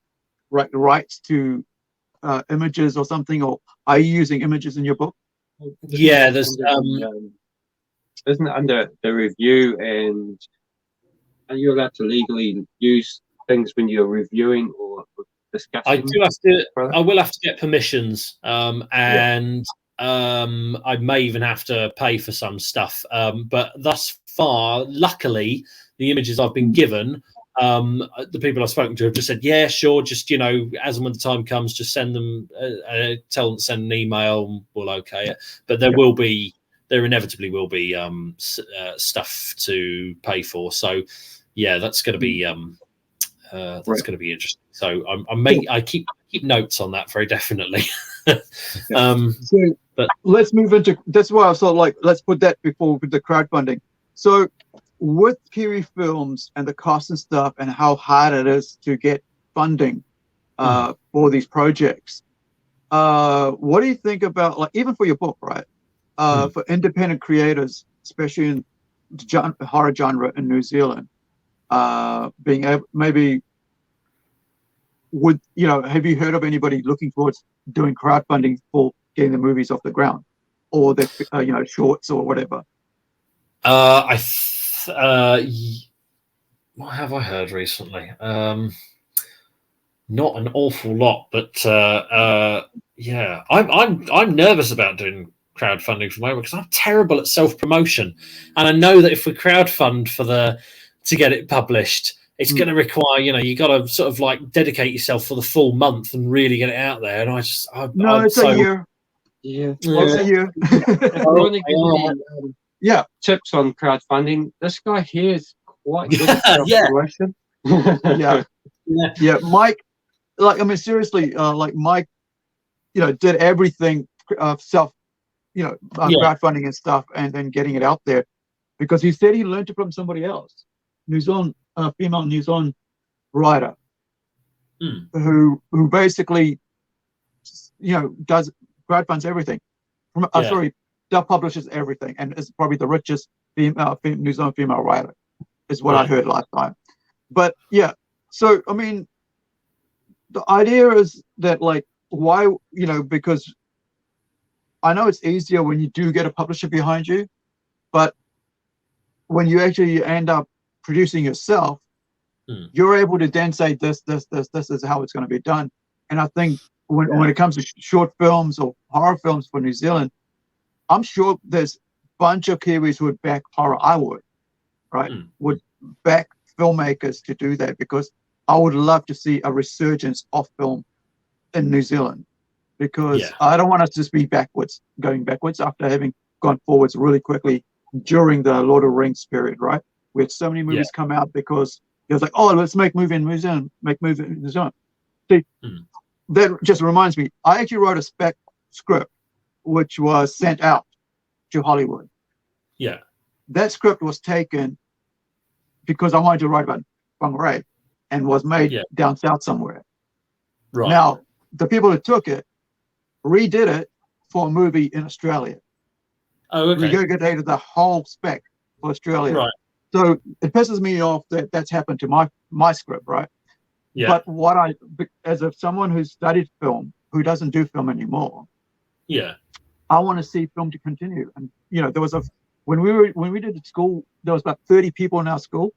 I mean, in our class, the first year, I think we started with about 20, went down to 5 or 6, and graduates were in probably about 5, I think, out of all that. The way it came down to third year. So out of that, I don't think anybody actually did film coming out of that class. Yeah. I think some of them might have done some short stories or got involved in newspaper writing, critic. Whereas I basically had an accident and just went, I can't do standing up for that long to be a filmmaker, went into comic books. But I still have a passion for film. Yeah. And I think that if more creatives, and even here locally, I still want to back our local stuff as well, that if more people get together, because look, cameras are cheap, right? Cameras are so cheap now. Equipment is so cheap now compared to 2004, right? 2006, when I graduated, it was $6K for a Sony camera. Yeah. Compared to now, you can pick it up for $2K. Soderbergh or one of the other directors made one on his iPhone. Yeah. And it was released at cinemas. Yeah. More of them doing that. Yeah. Well, talking about the budget side of things, when The Evil Dead came out, it was a $400,000 movie. That's a low budget film. Yeah. But $300,000 of that was spent on film processing. Yeah. Which no longer exists. Yeah. You can buy a digital camera. So you could make The Evil Dead now for $100,000 or less. Yeah. And edit it yourself. And it would be done. Yeah. So I think filmmaking is, you're just going to get a lot more filmmaking. So. Yeah. I think the main thing really is that I remember going to a screenwriting thing a couple of years ago, a few years ago now actually, with a mate of mine, Jimmy the Dwarf, who used to be on telly, lovely guy, and he invited me along to this thing, and the lady there said something that really rang true. She said, we in New Zealand were voted the nicest people on earth, of any country on earth. And she said, that's great for us as people. It's not great for us as dramatists. And she said, the reason for that is it means we're reluctant to really dig to the dark depths. And I think if there's going to be a resurgence of horror, it's going to be cheap horror. I think the main thing is for people to start really putting a bit more truth in there, a bit more personal truth. I think I think in general, I see a lot of people sort of pointing to other people and saying, that's wrong with you, you're wrong. Yeah. I'm guilty of it myself. I'm absolutely guilty of it myself. Yeah. I know for a fact that there is a stand-up show in me that needs to be about everything I've done wrong in the past. But I think, the main thing is for people to start, I don't think it's a specifically Kiwi thing, but I do feel it's particularly important in this country that horror is a perfect vessel for exploring your darker side. And I think that would be quite refreshing and could be quite revolutionary in its own way, for want of a better word. But so I think that's the technology is available and it's out there, but it's also having the idea and the personality and the willingness to go to go to the places that perhaps are not the best part of oneself, sort of thing. I think that might be perhaps the direction I would like to see it go. But again, as those 80s movies, I think did it a bit more.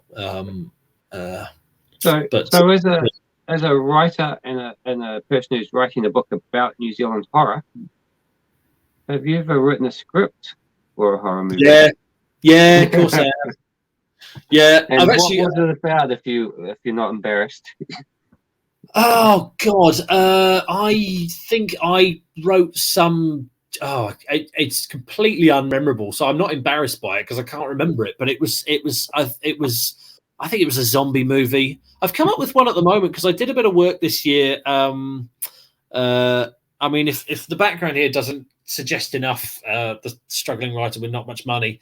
I was working for a few months this year at Pack and Save doing a night shift. Sorry, an unnamed supermarket, and I thought up an idea for a supermarket-based slasher, which obviously, that's not going to be.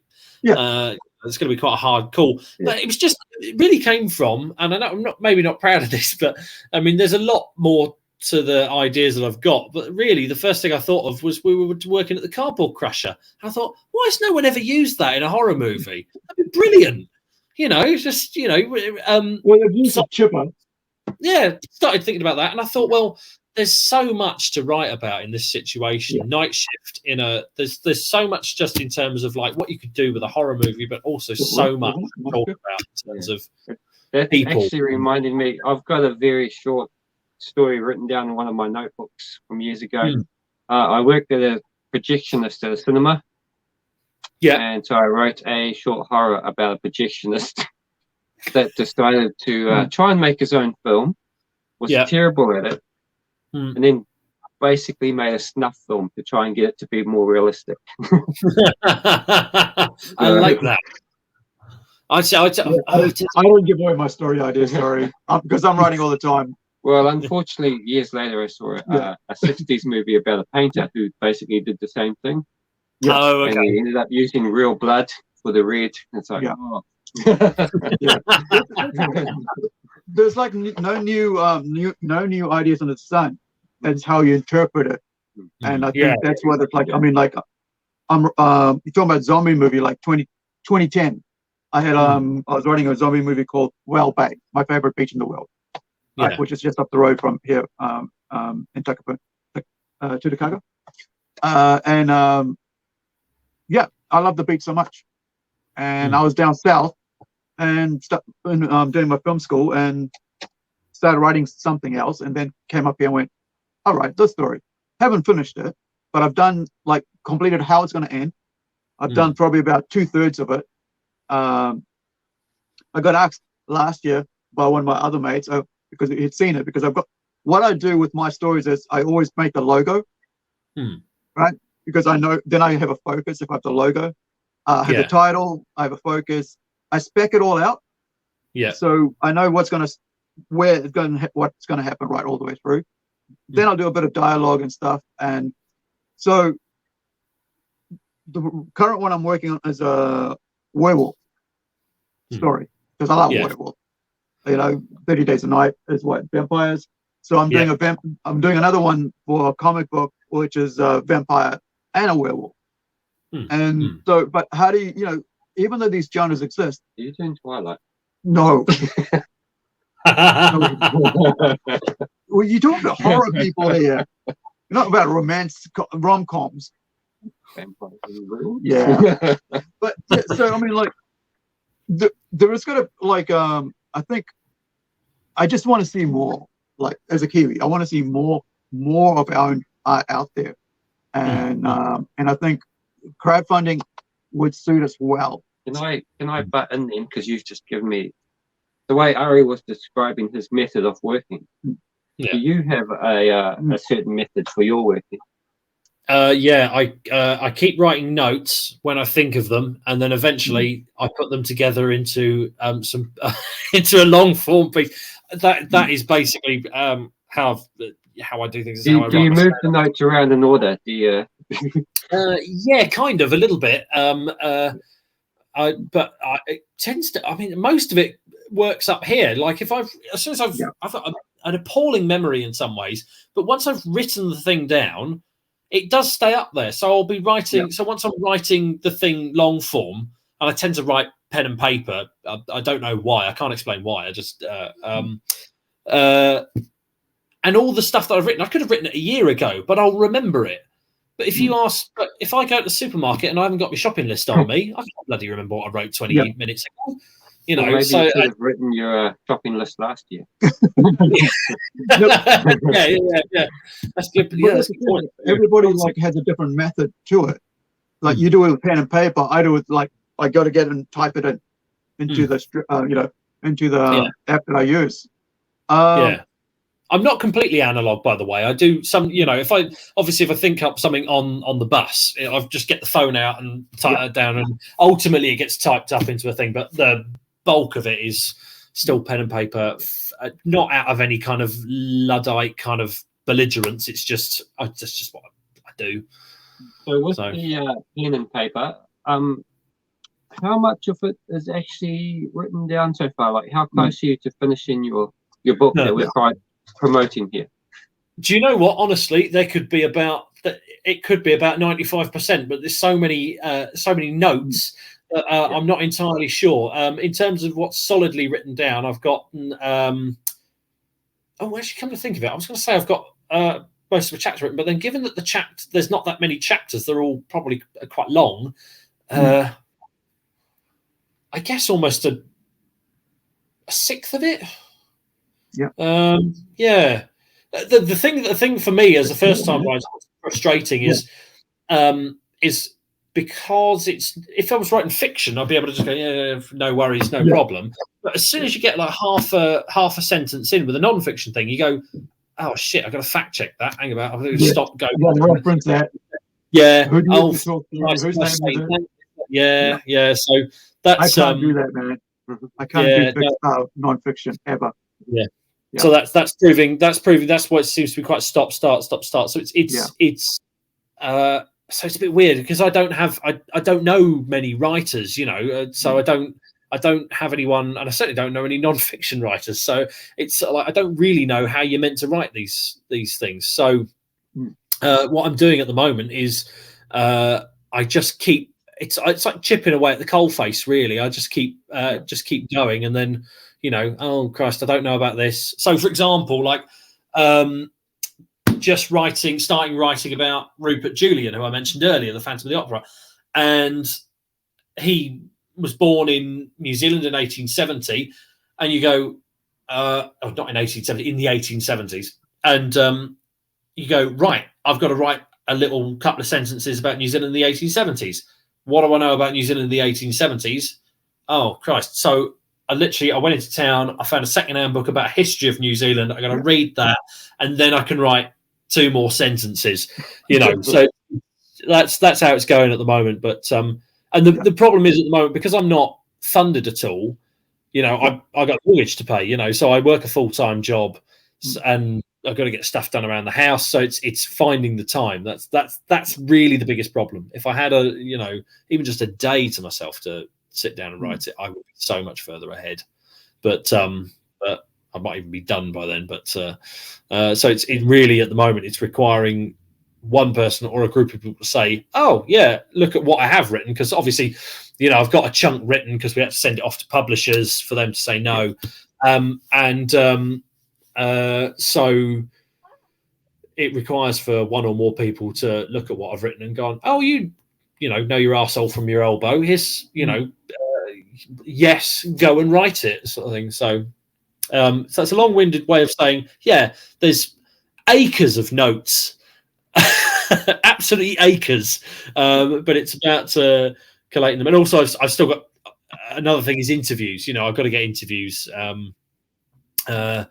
So I can write. I've written like loads of reviews of the films, of my opinions of them, but I've also got to find facts about how they were made. What the filmmaker's intent for the film was and stuff like that. So, have you thought about approaching Creative NZ for literature grant to try to get you? Yes, a couple of people have mentioned about Creative and Z, and every time I look up at it, I've just missed the deadline. So because I think that's one more thing you got to note down. Yeah, no, I this is when we got to do this. I should have written that note last year.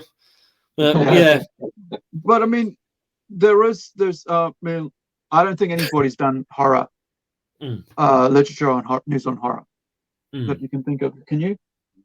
So that's a first. So that should be a plus for that. The fact that you're the first one who's going to do it, and the fact that you're doing chronologically makes it easier as well. Yeah. And so you can go by I think who's the one who did comic history on his own? Yeah, Adrian Kennard like did a New Zealand horror. New Zealand comic history. So, I mean, there is so much avenues out there, but I mean, I think as a first-time writer, you just got to do it your way. I don't think doing it any other body's way is going to help, because as long as you do it your own way, everybody's going to know it's your voice. Because like you said about film, people aren't looking for anybody else's voice on this. We don't want somebody else from somewhere else, manufacturing your book, having their voice through your book. We want your voice through your book. And I think that would help. And we'll be there. I'll be there to buy it, because I would love to know our history, right? Yeah. Because it's New Zealand history. It's New Zealand cinema history. It's also horror fans. I mean, I have reached out to a couple of horror podcasts from overseas, and horror fans will want to look, but will want to know, the world over. They don't care where something comes from. They just want to know. So what film did they miss out on, right? You've already listed a few. Yeah, I've been taking notes on what I haven't seen, and I'm like thinking, okay, these are on my list. But that's the thing. So internationally, the horror fans are quite hardcore. They're little fans. Contrary to the perception of horror fans, are very open-minded. Probably more so than other groups of fans, shall we say? I mean, I've had good feedback. Well, we're loyal, like you said, we're loyal when it comes to horror. We know what we love, and we love it well. If we like the film, we tell all our friends to go see it.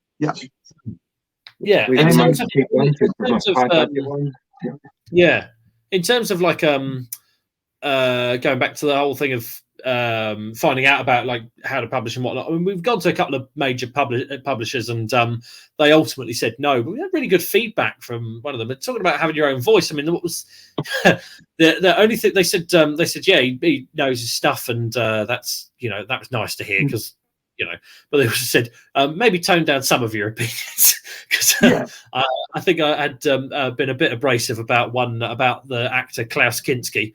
I think I referred to him as a insane German git, and and they said, oh, maybe don't write that. And I thought, okay, fair enough, I'll take that out. And then afterwards I thought, no, actually, I might put that in. I might keep that, that one in, because I don't think that's libelous at all.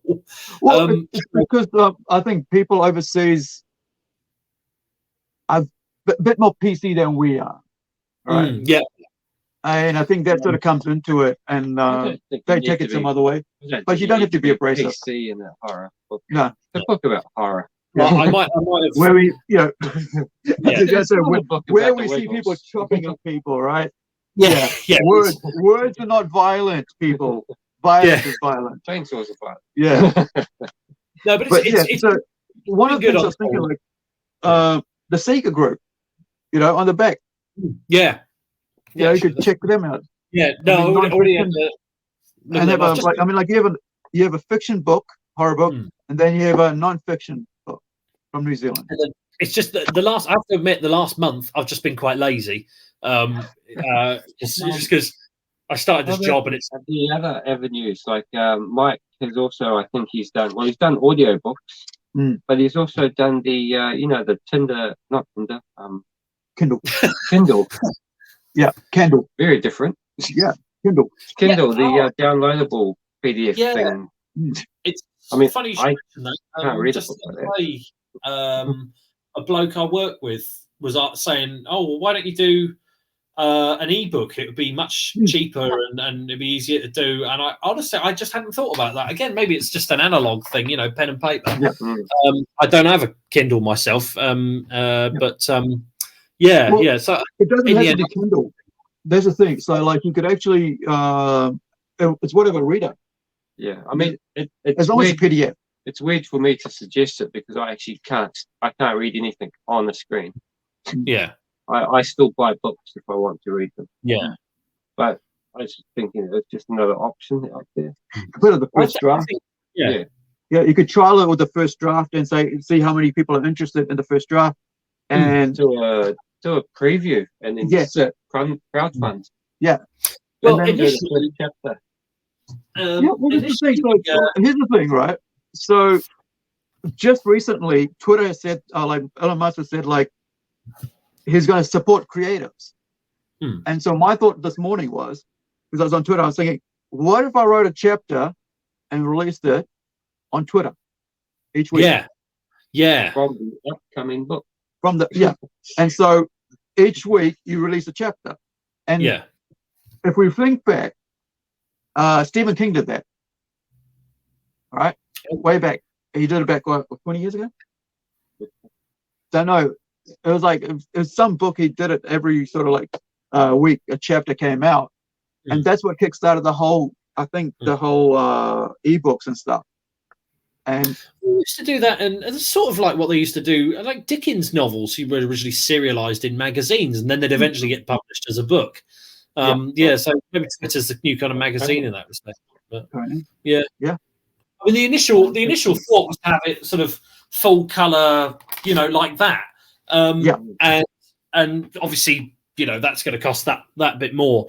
And to be honest, now it's got to the point where I'm sort of like, I just want the damn thing published. I just like, I'm happy for it to be. I'm happy for it to be, white page, black text, central spine.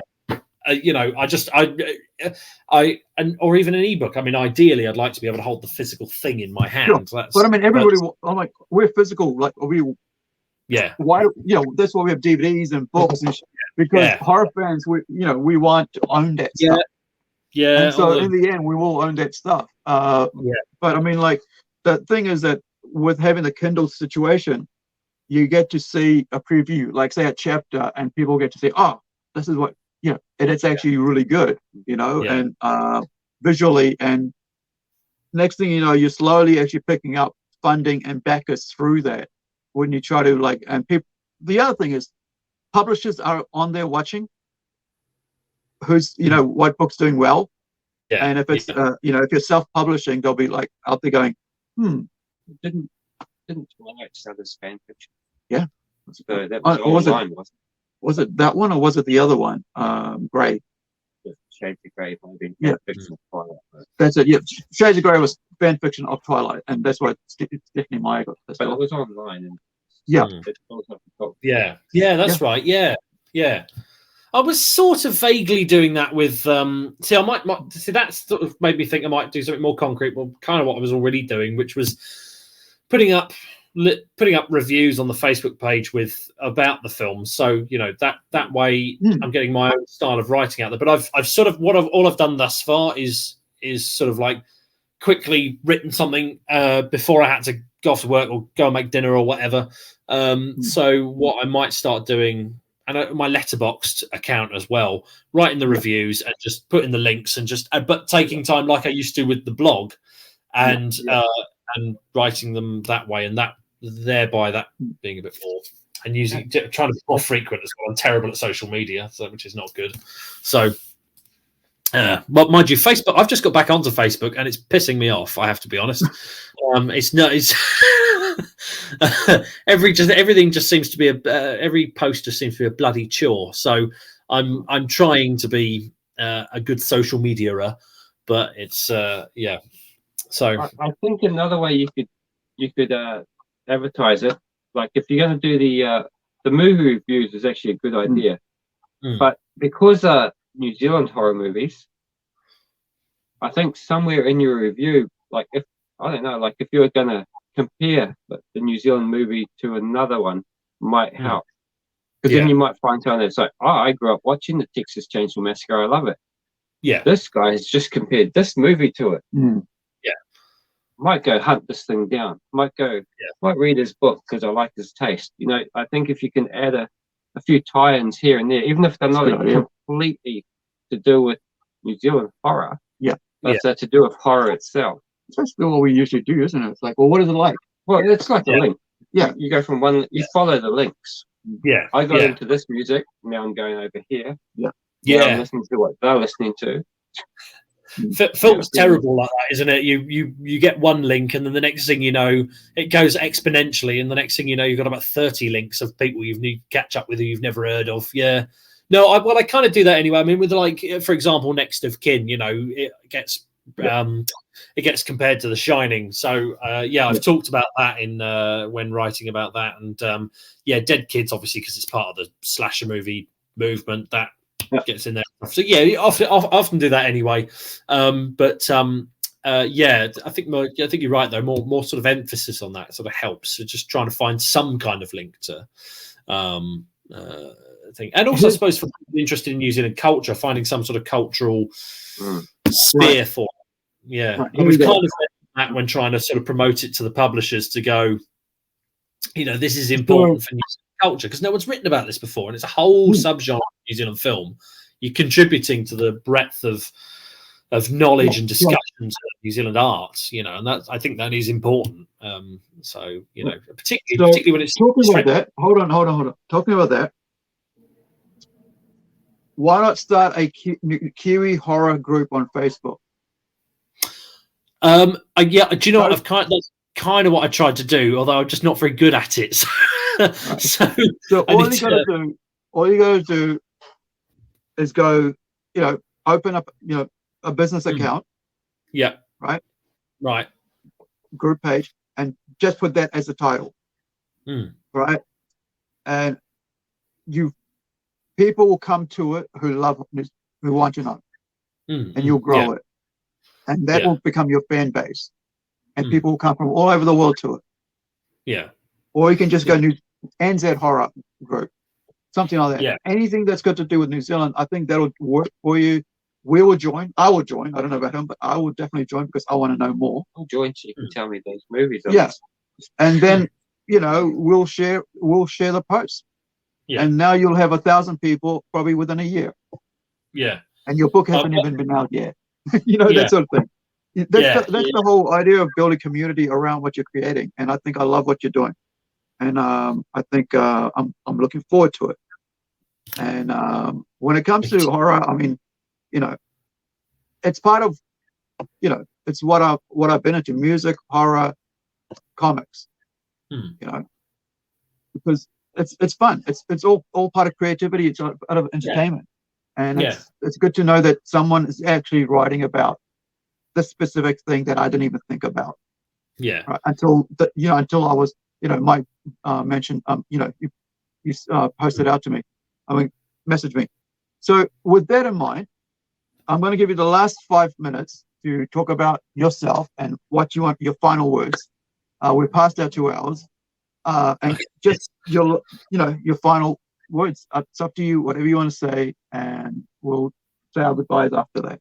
So, all right. Yeah. All right, hold on, but I'm just going to put you on solo. All right. Give me 1 sec. I'll let you know when. All right, no worries. Oh, that'll be it. That'll be it then. Remember this face. My name is Simon Kingsley-Holmes. I am writing a book. It's called The Last Great Hunting Ground, the New Zealand horror movie book. And I do have a page on Facebook, but I'm, as I said, terrible at social media. If you could come and find me, and you're more than welcome, let's get this book made, because it's, you know, as I say, it's a whole section of New Zealand culture that has not been discussed, and even better that it's maybe disreputable culture. That is important to talk about. Anything that broadens the knowledge of New Zealand, of a whole country's culture, is worth happening. If there are any publishers watching, please say yes to me, because I'd like someone to look at what I do and say, oh, you know what you're doing. Would you like a job? Would you like to write your book? And also go and support New Zealand horror movies and New Zealand filmmakers, because they're making stuff that is different and interesting, and there's some really great stuff out there. So yeah, find me, find them, and find yourselves. And thanks very much. Where would we find you? Well, you can find me. Well, look me up on Letterboxd, because I got a put there, which is Simon Kingsley-Holmes. That's just my name. You do have to have that through a Twitter handle, which I deleted my Twitter account, but it's still there, it still exists. So, and on Facebook, yeah. The Facebook page is just The Last Great Hunting Ground, the New Zealand horror movie book, and I post there as often as I remember to do so. So please come along and like that. And I'm on Instagram at scumbagexpat, and I post that more regularly because Instagram's quite fun. That's going to turn more people on to you. But you will also be bombarded with promo for gigs. So yeah, but I do post about film stuff. So yeah, and also yeah. Oh, and there's another local guy in Christchurch, Bad Rap Reviews, who's worth following on Instagram. He posts horror stuff as well. But yeah, so yeah, that's where you can find me. Or my address, but I'm not giving that out. Yeah. Well, we'll do something on Facebook to let people know. Thank you. Shane, take farewells, goodbyes. Interesting talking to you. I've learned about a few movies I've never heard of, which is great to learn from an expat. And I look forward to seeing your book when it gets printed. Yeah, you and me both. Yeah, it's been a pleasure. It's all talk to fans, other movie fans. It's just, because you always end up, I don't know about you guys, I always end up spending the entire conversation going, oh no, I didn't know that. So yeah, you come out of it knowing more, and then going, oh shit, I've got to buy that DVD now and that Blu-ray. Yeah. But it's been great fun. I've really enjoyed it. That's basically where we are at. I've got about 10 I've got to look at watching. All right, so we'll end it there. Thank you everybody for joining us. Ka kite anō, and farewell wherever you are. Thank you, Simon, for taking time out on a Sunday to join us, and cheers to my co-host. It was great to have Shane in with me, because there's lots I didn't know, and I thought it would be best to have him in here. So everybody else, wherever you are, be well, and we'll see you next time on PlungeCast. And once again, thank you, Simon. Thank you very much.